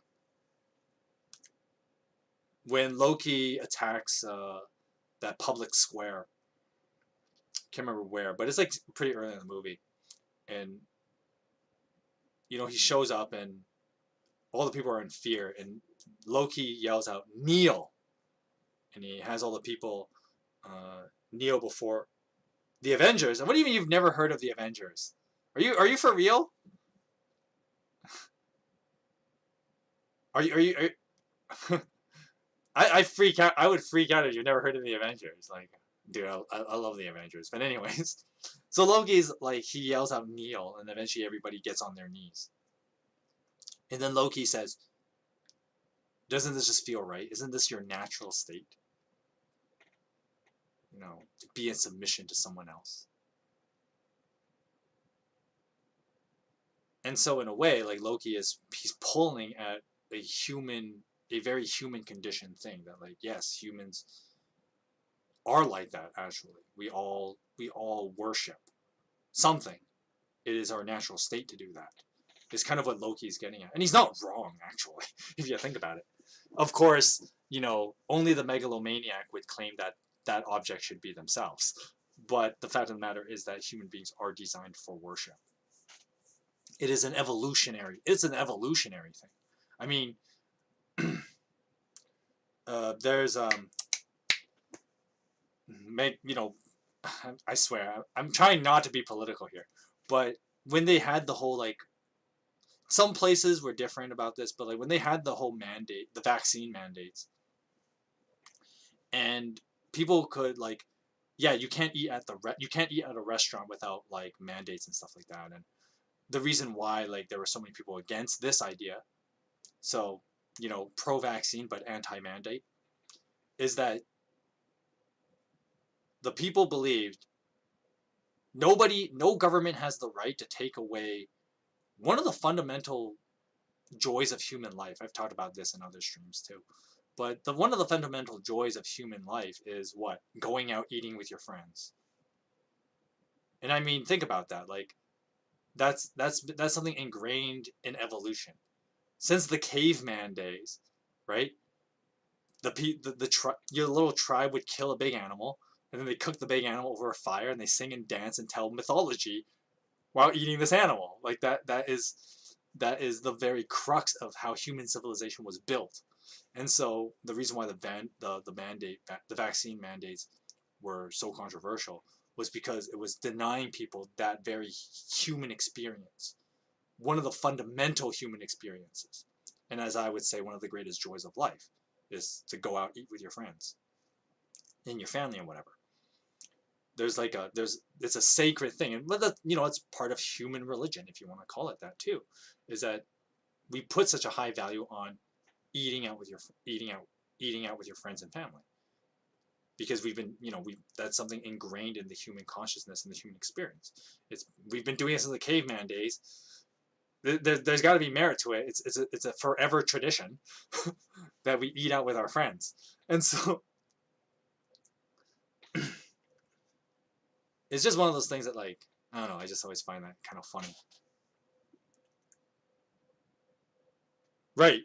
I was like, what was I talking? Why was I talking about this again? But anyway, I should probably go back to what we were originally talking about. So, the sacred ordinances, that's what I was actually talking about, was the primary function of church, was to carry out and perform the sacred ordinances, regularly. Eucharist, baptism. Eucharist and the baptism are the only major ordinances. Of course, there were extra ordinances, but there are secondary ordinances. So the two primary ordinances are the Eucharist and baptism. Those are the two primary ordinances. And then there were secondary ordinances, like marriage is a secondary ordinance. I'm trying to remember I don't remember what the other ordinances are, actually, because I'm not Catholic, and I should know what they are, but they just kind of slipped my mind right now. But basically, things that are christening is another one.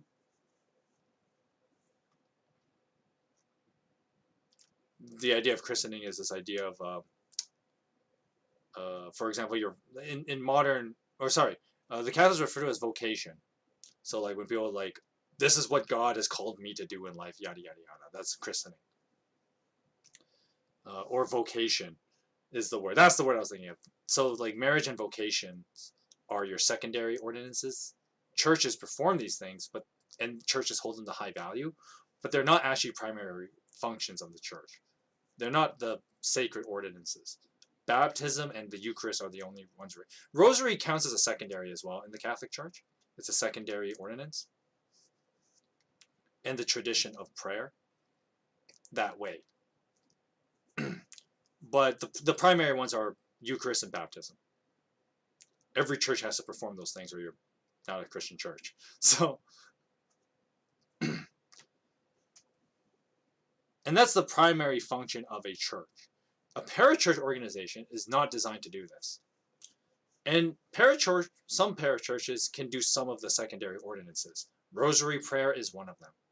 If you're if you go to like a Catholic parachurch organization, I can't think of one off the top of my head. I've never been to a Catholic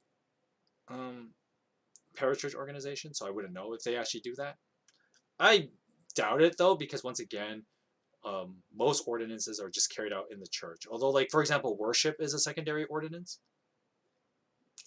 And so worship, like playing worship music at least anyway, is something that parachurches do. At least the parachurch organization that I've volunteered at for years actually does like worship and stuff like that.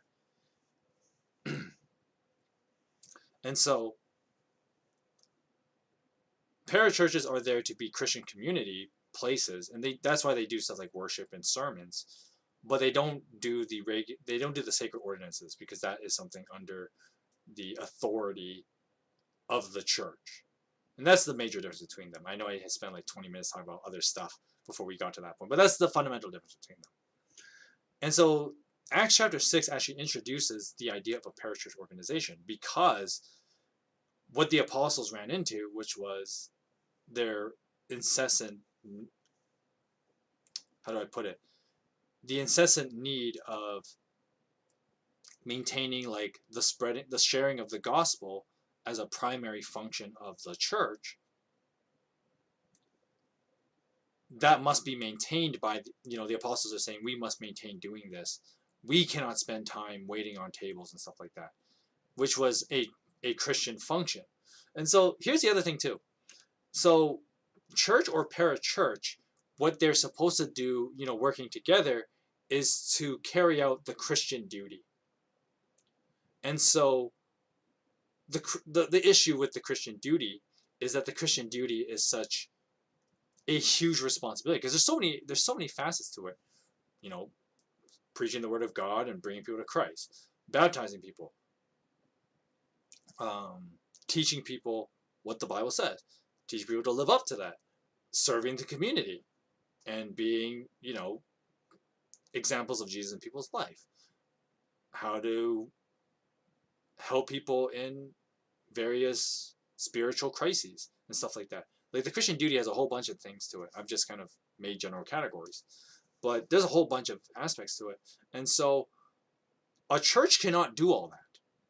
It's just the way it is. The church cannot do all of that by itself.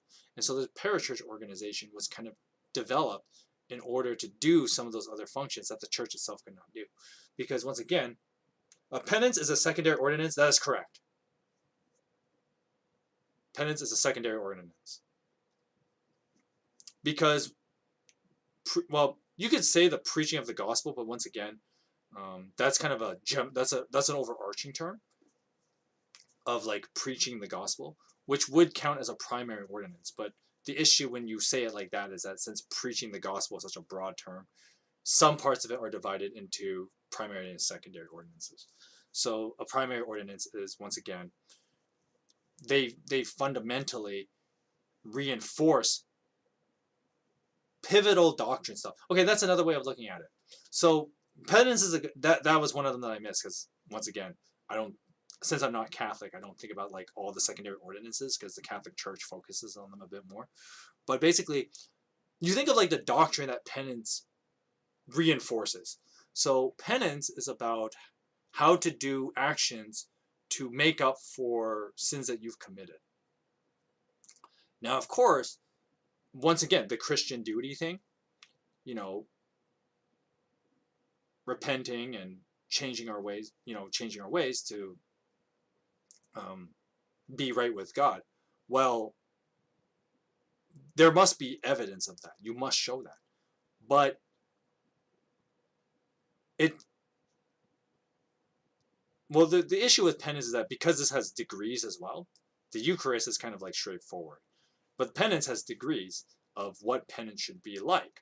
And so it's really difficult to just make a here is one way we do penance kind of thing that doesn't work like that. And so penance was not put as a primary ordinance because it wouldn't be played out in a very church liturgical and systematic way, if that makes sense. Because once again, like the Eucharist and baptism, there's a clear system to it where displaying the religious beliefs behind them is very straightforward. And so you cannot possibly misinterpret baptism. You can't possibly misinterpret the Eucharist. Penance is a little bit more open-ended like that, and that's why it got pushed to a secondary ordinance and it's not a primary one. Marriage is like that too. It's not as clear cut with marriage.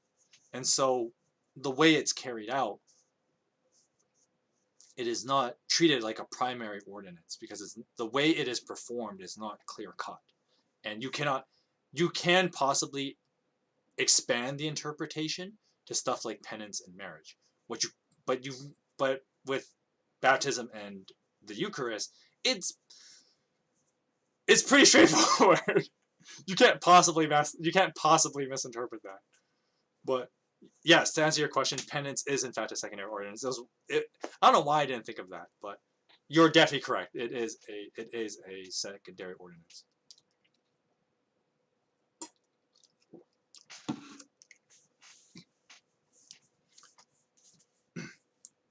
Now going back to the whole parachurch thing. So as we read in the book of Acts, chapter 6, the need of the parachurch arose because the church realized they ran into the problem of, oh crap, the church actually can't do all the Christian duties. The church cannot do it. So we have to create a system where we still, are about Jesus and the gospel, but it needs to serve functions that the church normally cannot serve. And so the caring of the community, as expressed in the euphemism of waiting on tables, is the food care, feeding people, feeding the poor, which is a Christian duty, is to feed and take care of the poor. Well, the church cannot do that by itself. It doesn't have the power to do that. And so the parachurch organization was created as an extension in order to do that particular duty. Because once again, and here's the thing too, where people say like, well, that means the church is flawed. It's not perfect. But I mean, anything that has human beings operating it is not perfect. So you just got to deal with it. And so, the church at the end of the day is operated by people. Yes, we have the Holy Spirit's power behind us, but at the same time, it's like, no, it's still operated by people. So it's limited. It's just how it is. And so the parachurch organization was like, here, the parachurch is designed to do this specific purpose. So I'll talk about a parachurch organization I was a part of for years. Unfortunately, I had stopped going mainly because of, one, I was working like a lot more. And then, of course, you add the whole pandemic thing on top of that. And it was like, you couldn't do it. It just wouldn't work. And it was a place called Union Gospel Mission. And contrary to popular belief, the primary function of Union Gospel Mission is actually it's an alcohol and drug recovery place. That's its actual primary function. Of course, you wouldn't notice that because something that the place does more of than its primary function, if you will, if that makes any sense. So basically, what I'm getting at is, even though its primary function is alcohol drug recovery, it feeds the homeless more often than it does that. So the popular thing that UGM, as I will refer to it from now on, UGM is known for feeding the community in the Vancouver downtown east side, even though its primary function is actually a alcohol drug recovery place. And so if you think about, like, okay, so UGM's primary function is to help people in addiction. That is something the church actually cannot do on its own. If you think about it, that's just how it is. The church is not, its primary function is not to do that. So UGM exists to do that. Because if you think about, it, part of the Christian duty is to help people free from addiction. To help people.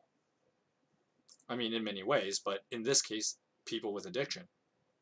Restore families and stuff like that. And restore people to not just good physical health, but good mental health as well. That's the purpose of UGM. The church, a local church, cannot do that. It does not have the power to do that. It's just how it is. So the parachurch organization is created to do that. And that's why UGM exists. In the same way, we read in the book of Acts, that was the differentiation between this new organization, which is not named, but I will call it the first parachurch, and the church of which the apostles were running. And of course, Peter does explicitly say the primary function of the church is to prayer and preaching. And so all the other stuff that they want to do, because once again, that's why they were accepting all these donations and stuff like that. They want to help the poor communities, but they can't do it. That was something the apostles had to accept. And if you think about it, that's a lot of strength, because it's easy to be tempted to think, well, we can just do everything. But no organization can just do everything. And so by building this parachurch organization with these 7 dudes,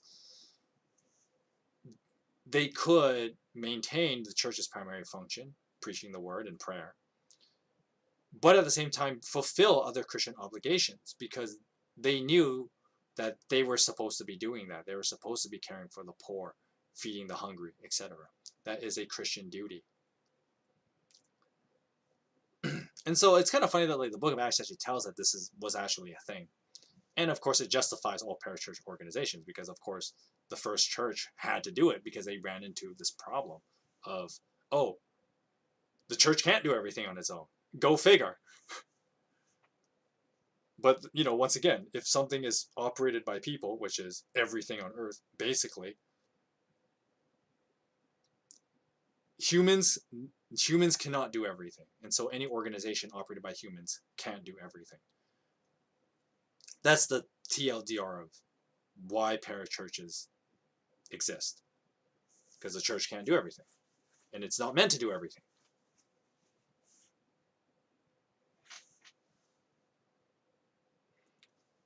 All right, let's read the rest of, or let's just pull out the rest of chapter 6's content. There's really not much here, because once again, this part, the second half, from chapter 8, from verse 8 to the end, is really just the build-up for the next chapter.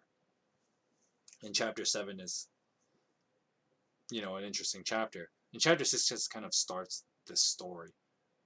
I may reread parts of, or just kind of, I'll talk more about chapter 6, at least a little bit of it, in next week's stream as we read chapter 7. But basically what happens in chapter 6 is that we're zoomed in on one of these 7 elders, these parachurch leaders, if you will, a dude named Stephen. And apparently he's popular. He's a pretty popular guy.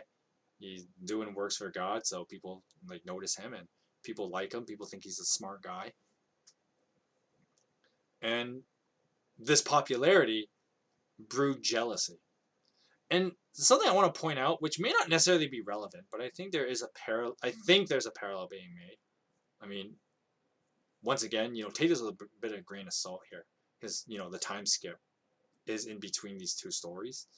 But you think of, as we read in chapter 5 with Ananias and Sapphira, and their desire to become popular, and a way that we can easily kind of ridicule and criticize them for their attempt at popularity was that they wanted to just kind of just use the praise of men to get like a quick jump to popularity, if that makes sense. So the way that Ananias and Sapphira were going to gain popularity in the church was to pretend they, you know, gave all the money they made from selling their property. Now, there's nothing wrong with wanting to be popular, but of course you should be honest about it.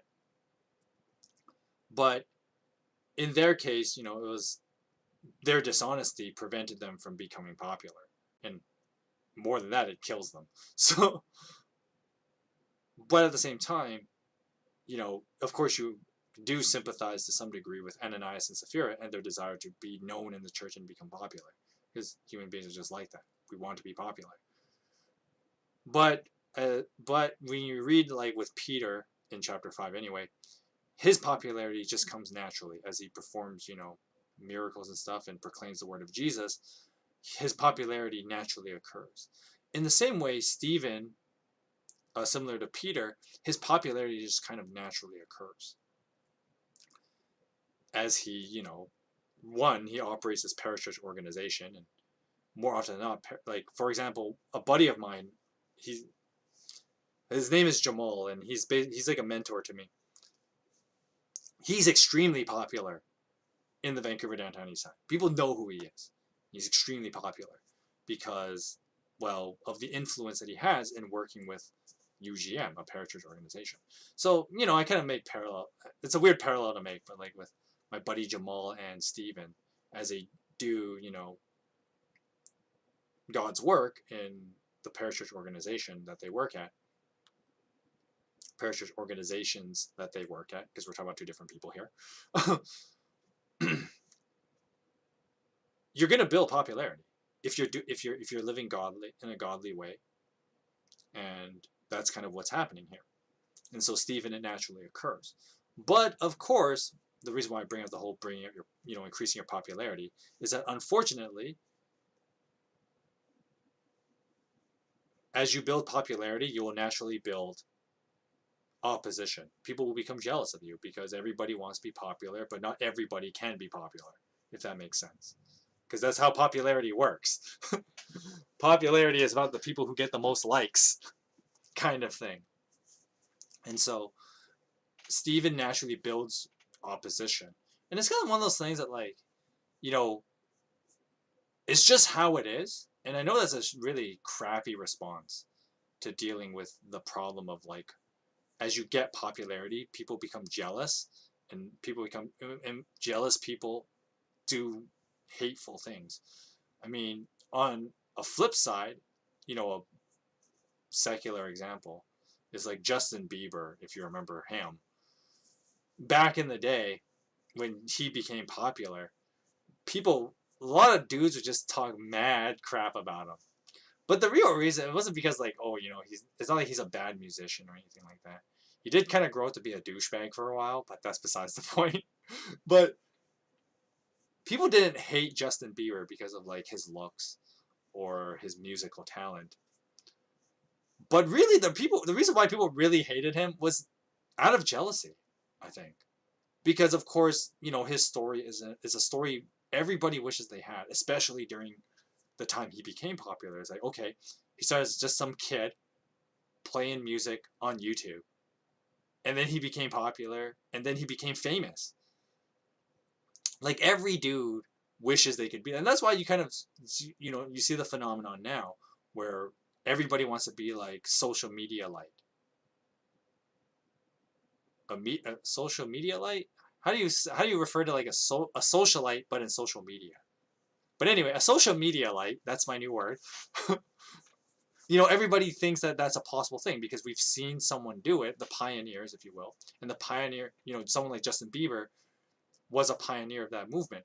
And so he became popular because of that. But that popularity, back to the real thing we're talking about here, his popularity naturally brought hate. And it wasn't like personal hatred. It's not like people personally hated Justin Bieber because of his personality or his music or whatever. People didn't hate Justin Bieber. They were really more just jealous because he was the one that became popular and obtained the things that he got through his popularity. Money, attraction of girls, you know, the stuff that everybody wants in life. And so, in the same way, that kind of ends up unfortunately, is what happens to Stephen as he, as he's doing the work of God, runs a parachurch organization. He becomes popular, and it causes trouble for him. And so he gets falsely accused, unfortunately, and it's kind of funny where like it points out that there's quite a number of rivals that Stephen has. What's he got? He's got okay, let me find it. So first, he's got opposition from members of the synagogue of the freedmen, and then Jews of Cyrene and Alexandria, as well as the provinces of Cilicia and Asia. So basically, he had there were a lot of people that just were jealous and became obstacles for him. And it's one of those things that it's easy to talk about from a secular standpoint. It's something that it's the price of becoming popular. It's why it's so fun to dunk on celebrities, because they're the ones where the attention's at. So why not just be a hater, as you're putting it there? A lot of haters. Yeah, that's just how it is. Unfortunately, that is how it is. And once again, this is why coveting is in the 10 Commandments. Out of a lot of other sins, coveting gets put on the top 10 list, because that is so dangerous. The desire to take away people's fame and whatnot, and to be a hater in that way, because of course coveting can lead to other destructive behaviors, and it can climb up the 10 Commandments. Coveting can lead to stealing, which of course, the funny thing about the 8th commandment, the do not steal command, is that commandment can literally be applied to every other commandment. But anyway, go watch my Exodus video for that one. But basically, jealousy is just, unfortunately, a thing that is part of the human condition. People have to deal with that. Yeah, I mean, yeah, that's an easy climb up. That's a firebolt jet right there. But anyway, going back to Stephen and this kind of jealousy that arose, it's just kind of how it is.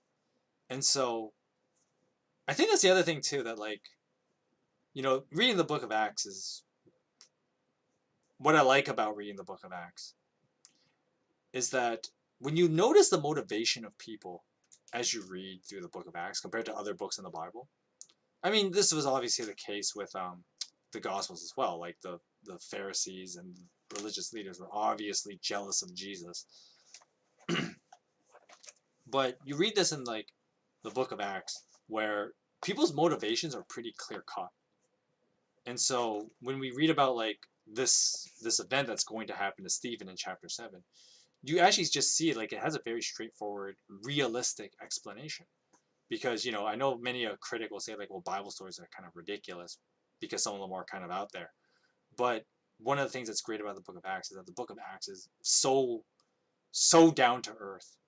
And we read in chapter 6 here, the down to earth nature of how people behave, and how jealousy can get the best of people in very realistic ways, as opposed to you brought up Cain and Abel, that's you just cranked it up, that's kind of out there.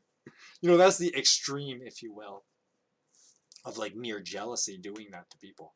But you read here in the book of Acts, as Stephen gets falsely accused, because people were jealous, that's something that's everybody can easily be yeah, that makes total sense. As a matter of fact, I think what makes the book of Acts great as well is that, and it's one of those things that not just Christians, but people should read the book of Acts. I mean, people should read the whole Bible, but the book of Acts specifically is because what's great about the book of Acts is that, yes, there's this Christian movement going on, but remember, Christians are like everyone else. They're pretty ordinary people. And so Christians go through the same stuff like ordinary people do. And so, you could ask the question, how have you ever gotten hate in your life for reasons you think are just kind of silly? But what it comes down to is just people being jealous of something you have. Everybody can relate to that. Everybody can relate to that. And that's kind of how the Stephen story of how jealousy gets the better of him. Or not the better of him exactly, but how jealousy affects his life is something that is more relatable than, say, like the Cain and Abel story. Not many people can relate to the Cain and Abel story. Well, I mean, Cain and Abel is not a good example of this, actually. The Leah and Rachel story. Let's not use Cain. Cain and Abel is a primordial story, so we won't. It's Cain and Abel is different, but Leah and Rachel is a good example of this. Most people cannot relate to Leah and Rachel when it comes to dealing with jealousy. Most people cannot relate to that because most of us don't live in a Japanese harem anime. Most of us don't live in that. So most of us cannot relate to Leah and Rachel. No, Leah and Rachel is better than Sarah and Hagar. I think Leah and Rachel is a way better story to talk about this kind of the jealousy thing I'm getting at here with the Stephen story. But anyway, since as I already made the joke, most of us do not live in a harem anime. So most of us cannot relate to Leah and Rachel and the jealousy battle there. But basically everybody can relate to Stephen and how jealousy interferes with his life, because most of us work a job. Most of us want to do good things like Stephen. Most of us, we become smarter as we get life experience. And then you get haters from just people around you, as opposed to something oddly specific, like your sister, who also so happens to be married to the same guy as you, right? Like, not all of us are harem characters, but all of us are just regular dudes like Steven, who just want to be good people and work a normal job. Everybody can relate to Steven. And so when Steven has this battle of when people are jealous and do evil toward him because they're jealous, everybody can relate to that. And I think that's something that I really like about the book of Acts, and what makes it, as I always say, it's a book that people should study a lot more. Not that you shouldn't study the entirety of the Bible, but I think the book of Acts really stands out, at least in my mind, because of that higher level of relatability. And there are many characters in the book of Acts that I will kind of talk about this more, where they're so much more relatable than other characters in the Bible. And so I think that's something that's interesting about this little bit about Stephen and how he gets falsely accused. And everybody's been falsely accused about something. I mean, you think of like God in this like social media era, and how cancel culture works as well, is like people just throwing accusations left and right. Well, that's something Stephen knows well, and that's something everybody can relate to. And I think that's another thing that makes the Stephen story interesting, at least the chapter 6 part. Of course, chapter 7, the rest of Stephen's story is pretty amazing for its own reasons. But I think as we read this part in Stephen's story here, I think it stands out in how relatable it is compared to other Bible stories about jealousy.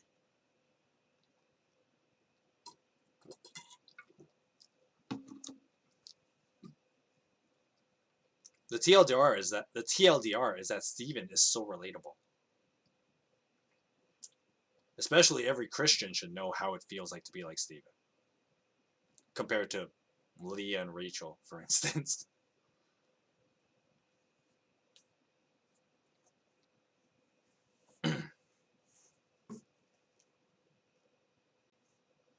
Anyway, I think that's it for that.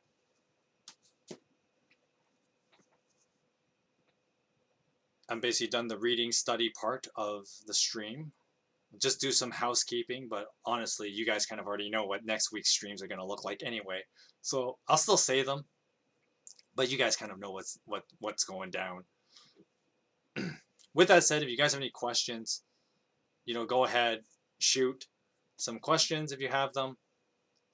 I'll just kind of give some housekeeping. So, as you may know, on Wednesday we started our Songs of Conquest Let's Play on the channel, which, the game just came out. It's one of those funny things where, like, on the one hand, it's like, for content on the channel, I want to play the game completely blind. On the other hand, I really want to keep playing the game. So I was like, what do I do?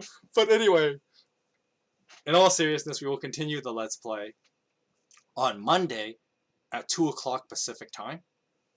So we'll continue our Songs of Conquest Let's Play. I've been liking it so far. Like I just said, I kind of had this whole, like, conflict of, I want to play the game on the channel blind for you guys, but on the other hand, I really want to keep playing it, because I do find it enjoyable to play.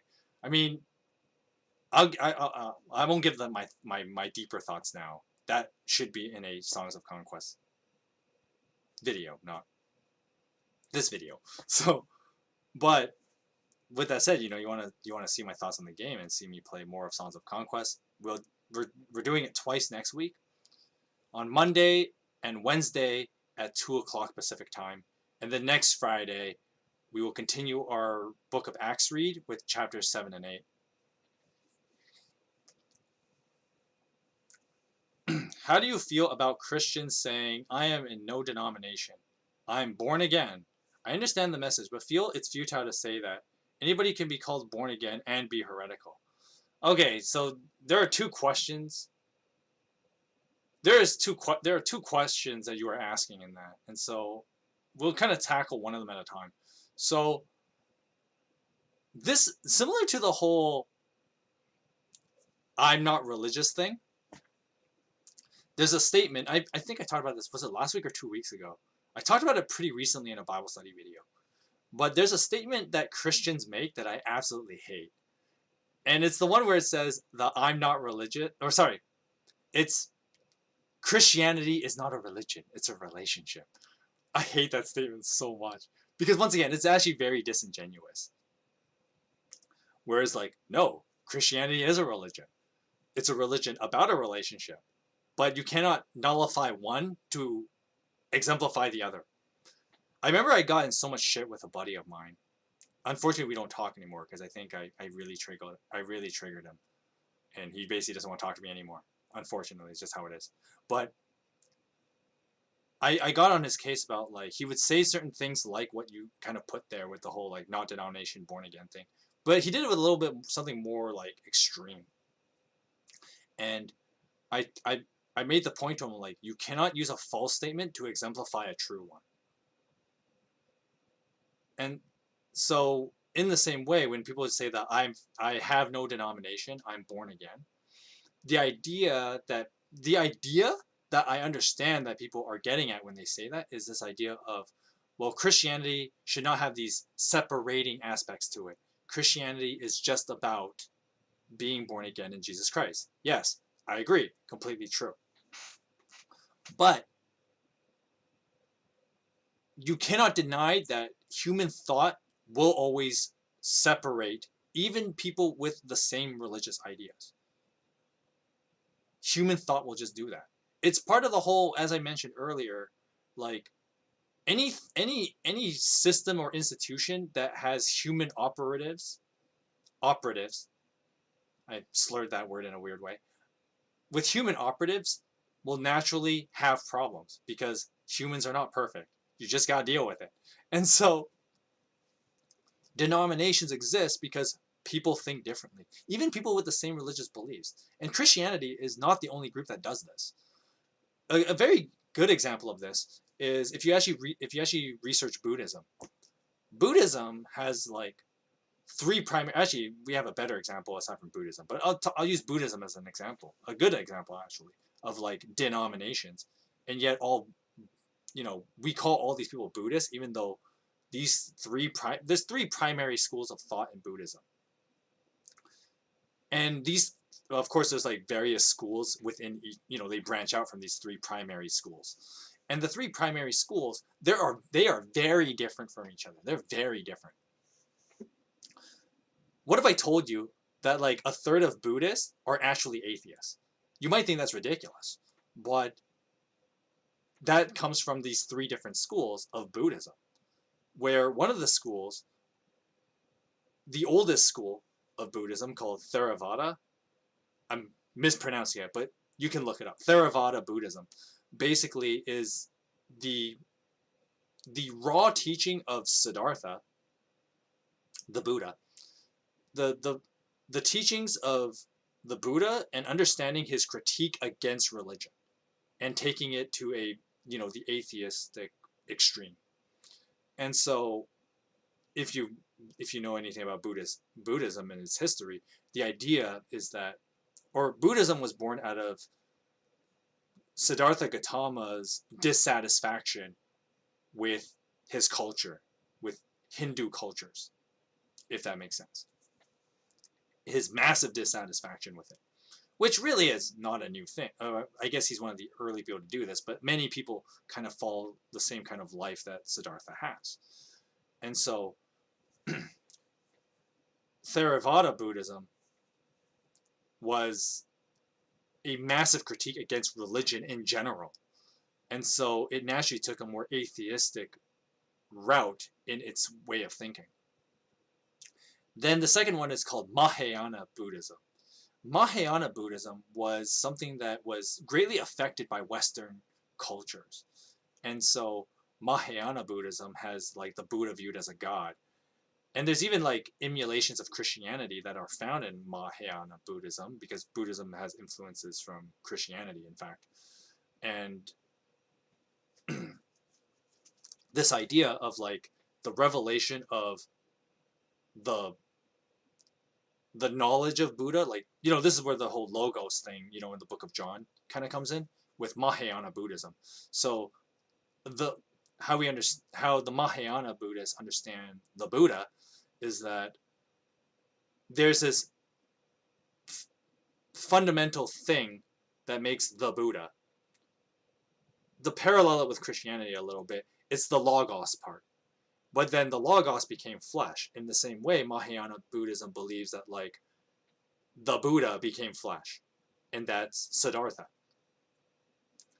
And so that's and then of course, they believe in a god, the Buddha, which is very different from the Theravada Buddhism. They're both Buddhists. They're both Buddhism, but they're very different.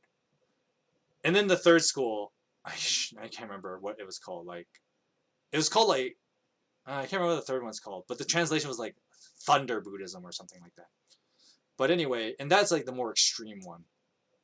I don't remember that one all that well. I just really remember Theravada and Mahayana Buddhism. Because once again, to answer your question, this denomination thing is this difference of thought that existed from even an older primary source. So in the case of Christianity and denominations, there's the primary beliefs of like, okay, you gotta believe Jesus is the Son of God and died on the cross and all that stuff. But then you read certain parts of the Bible and people have different opinions about what certain parts in fact say. And that's where you get denominations. And of course you run into like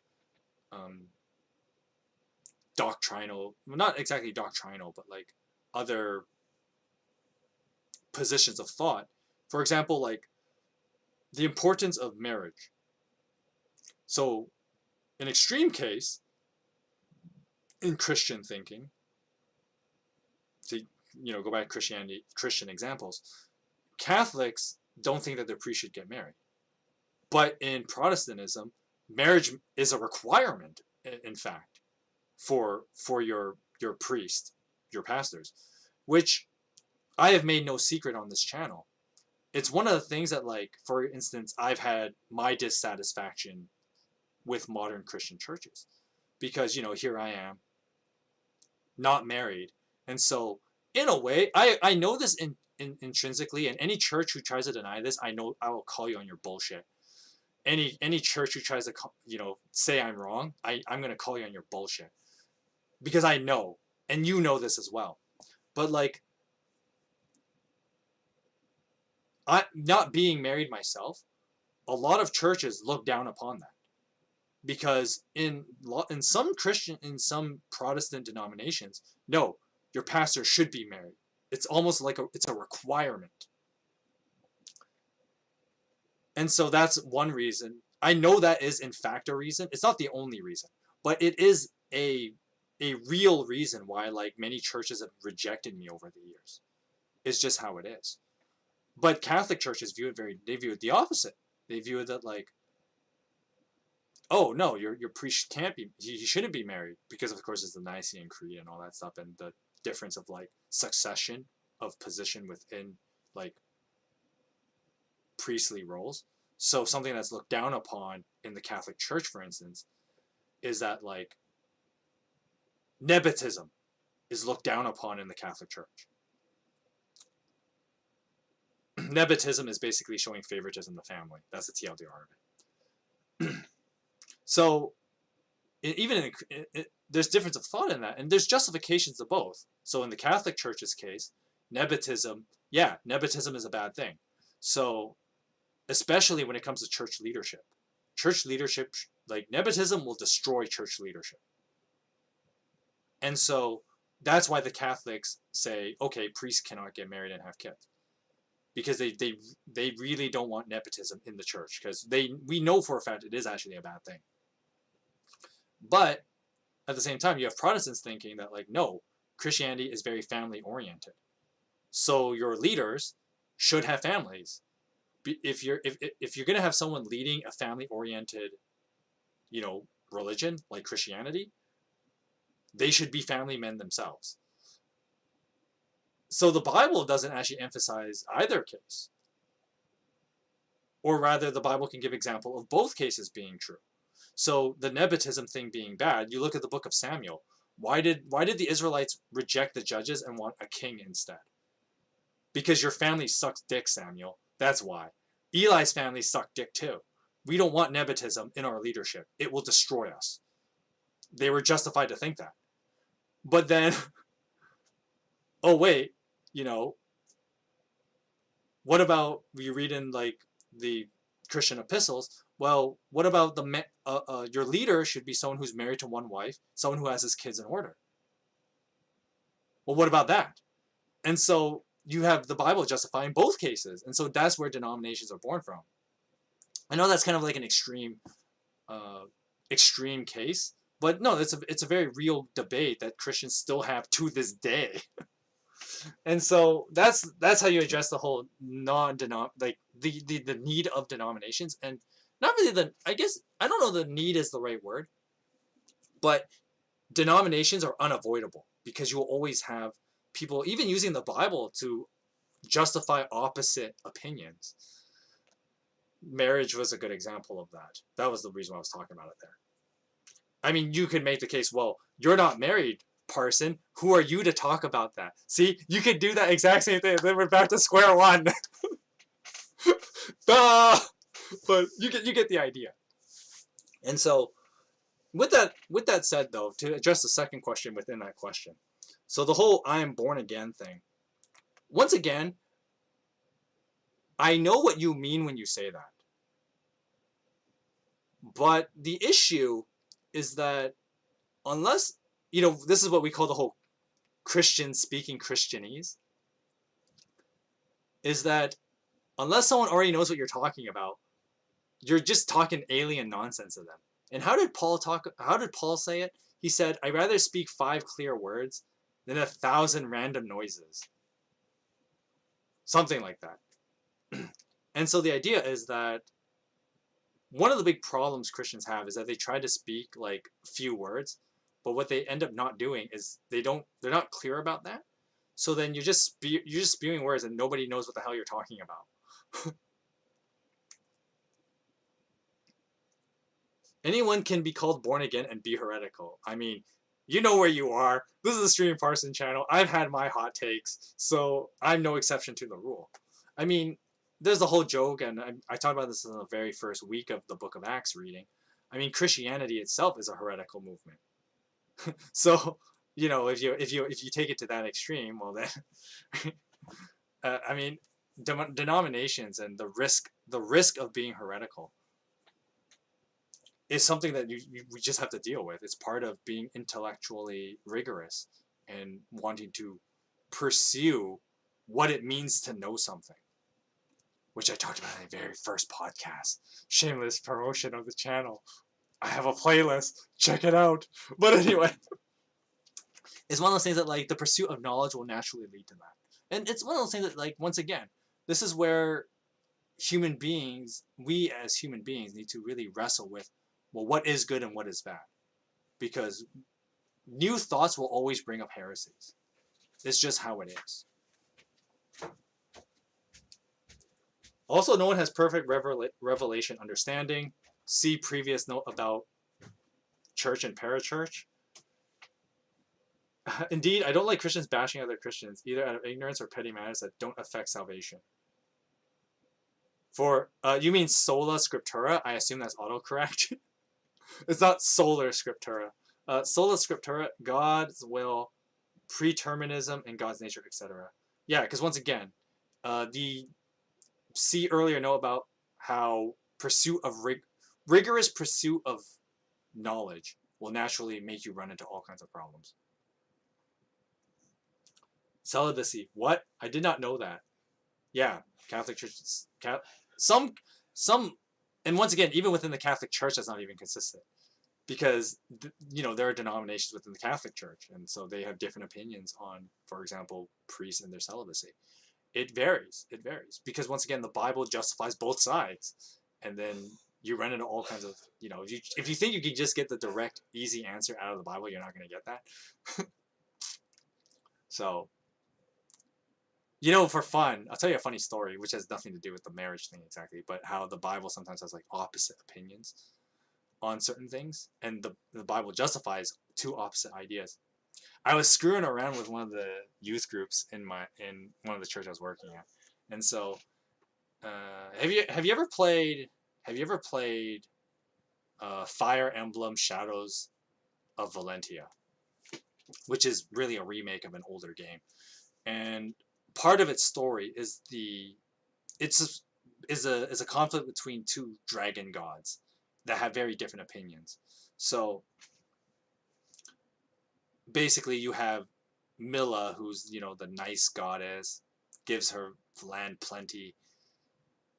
The people live in luxury and she's always taking care of them, kind of thing. And then you have Duma, who's this kind of hard ass. His belief is that no, human beings should work. Hardship makes a man, is kind of Duma's mindset.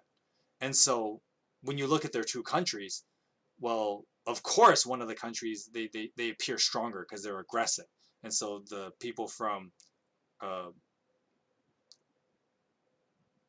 Regel, I think it's the northern country, who subscribe to Duma's teachings, well,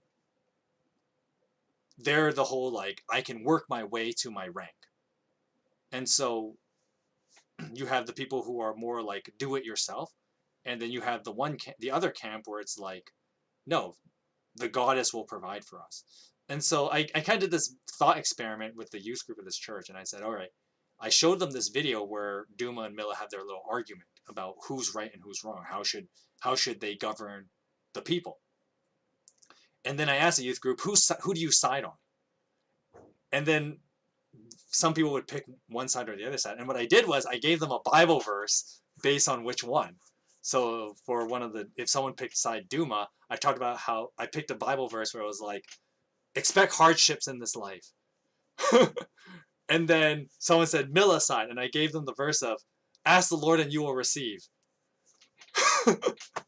So which is it? And so, you can, you can't simply just say like, okay, the Bible has an instant answer, because the Bible can give you arguments for both. And that's where denominations really come from. It's kind of this rigor of how do you wrestle sometimes even different ideas. And the thing that is dangerous though is that some people just take the lazy way and just say, oh, the Bible's dumb because it has these contradictions, which is just a lazy way of not engaging with the text. And I think the other thing that's intellectually dishonest is that, like, have you ever encountered a human being? Human beings are full of contradictions. It's part of just being human. We're just full of contradictions. And so you think of if dealing with one human being that has a bunch of contradictions within them is difficult, imagine dealing with like hundreds of people, thousands of people. Hell, we live on a billion with 8 billion. We live on a planet with 8 billion people on it, and every single one of us has contradictions within ourselves. So like, right? Like, and so things like denominations and the risk of heresy is just part of the human experience. You can't get around that. I think the thing we need to do is to pay attention to how we approach those things and to define ourselves as we wrestle through those things.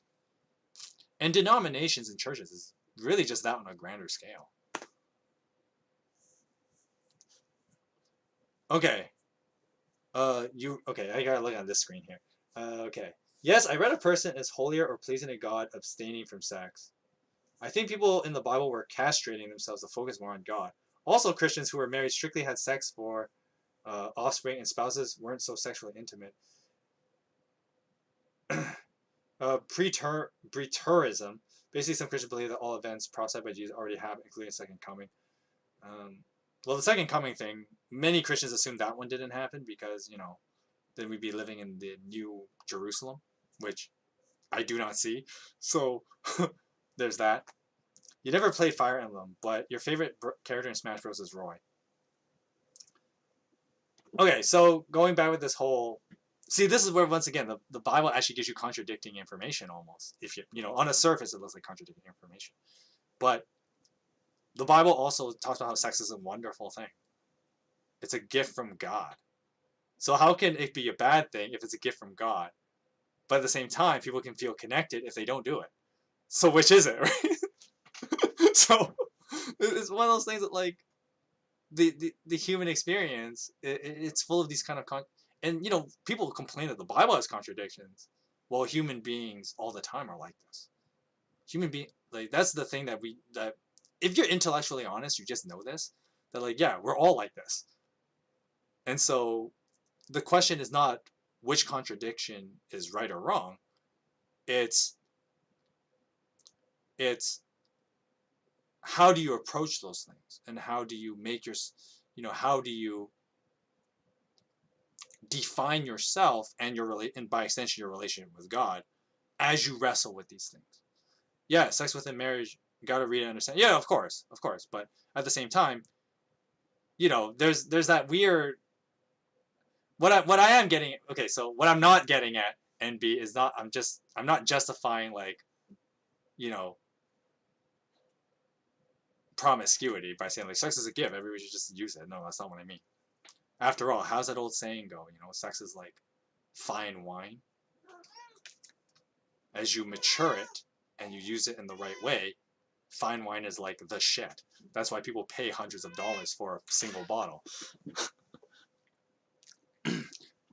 If you want to be an otaku nerd like yours truly, you can make the parallel that sex is like a vintage, action figure kind of thing. You can't just use it willy-nilly because you may risk breaking it. But it has a particular value when you keep your vintage model or action figure in its pristine condition. Sex is very much the same way.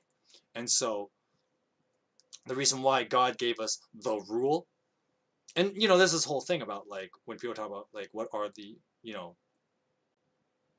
how sex should be conducted, it's like, well, God made the rule.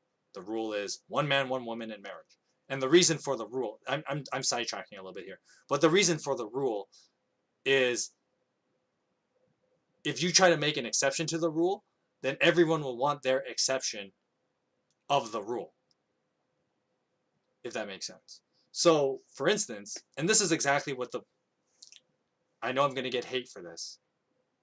Someone might use this as a way to ban me on the channel, but I'm going to say it because I ain't scared of anybody. So, for example, the problem of, say, the LGBT community, and the idea is that, well, the fundamental idea of the LGBT is to allow all exceptions. Basically, break the rules. There shouldn't be a rule in regards to sex. It's ultimately what the movement is ultimately about. So, for instance, we talk about like, okay,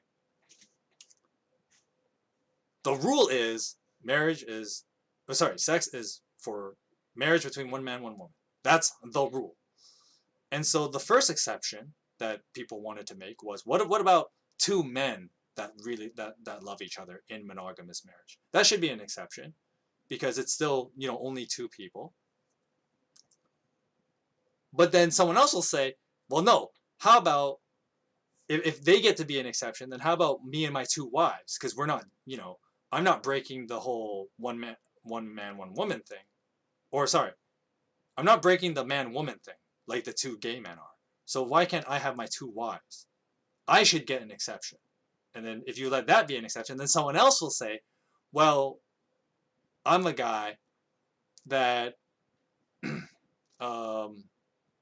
to think without going to the extremes yet.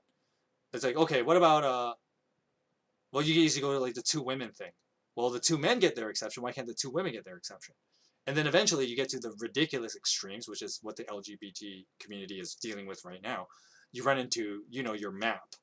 Well, it's one man, one woman, even though she's a minor. But it's one man, one woman, so we should get the exception too. Even though most of us would think, well, that's pretty disgusting. No one should be having sex with a child. But basically, the rule was built so that because yeah.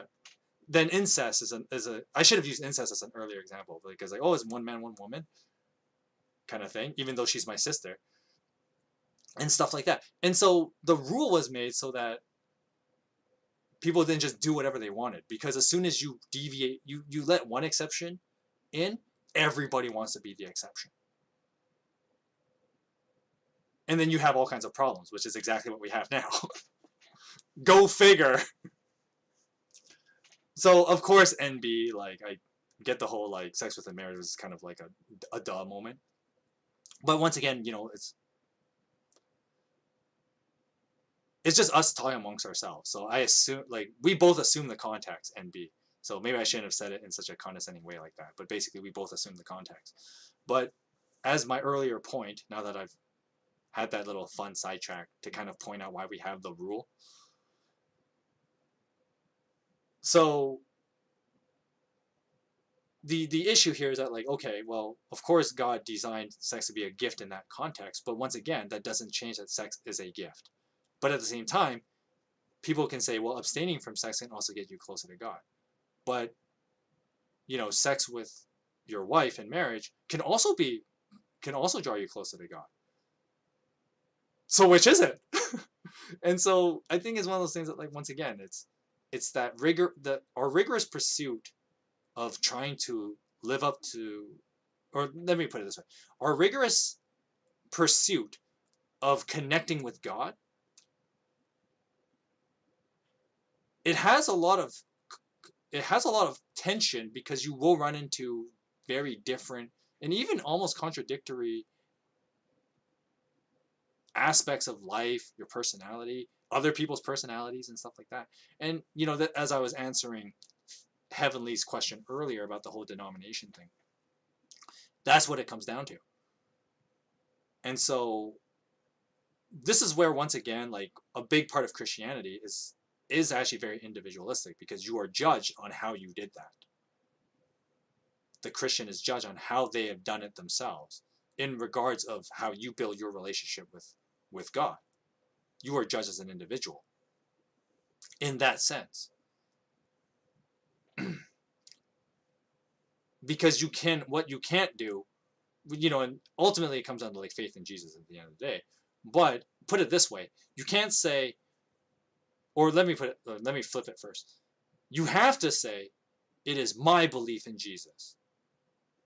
It's not someone else's belief in Jesus. It's not because my parents believed. It's not because someone else just prayed for me all the time. That's not what decides I have a relationship with Jesus. It is, I believe in Jesus, and I, cultivated the relationship that Jesus offers. I cultivated that.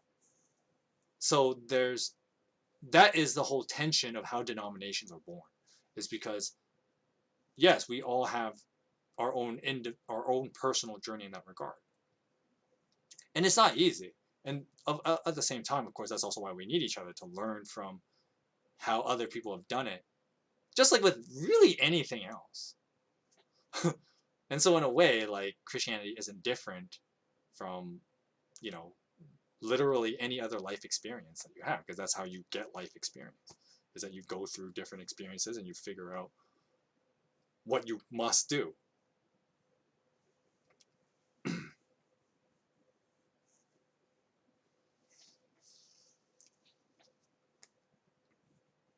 Damn, that was a really long answer to that kind of question. And then of course, I drew on the other answer because I think like, you know, you gotta look at it holistically like that, and that's part of just learning to cultivate your own sense of what you know, and that's what builds wisdom.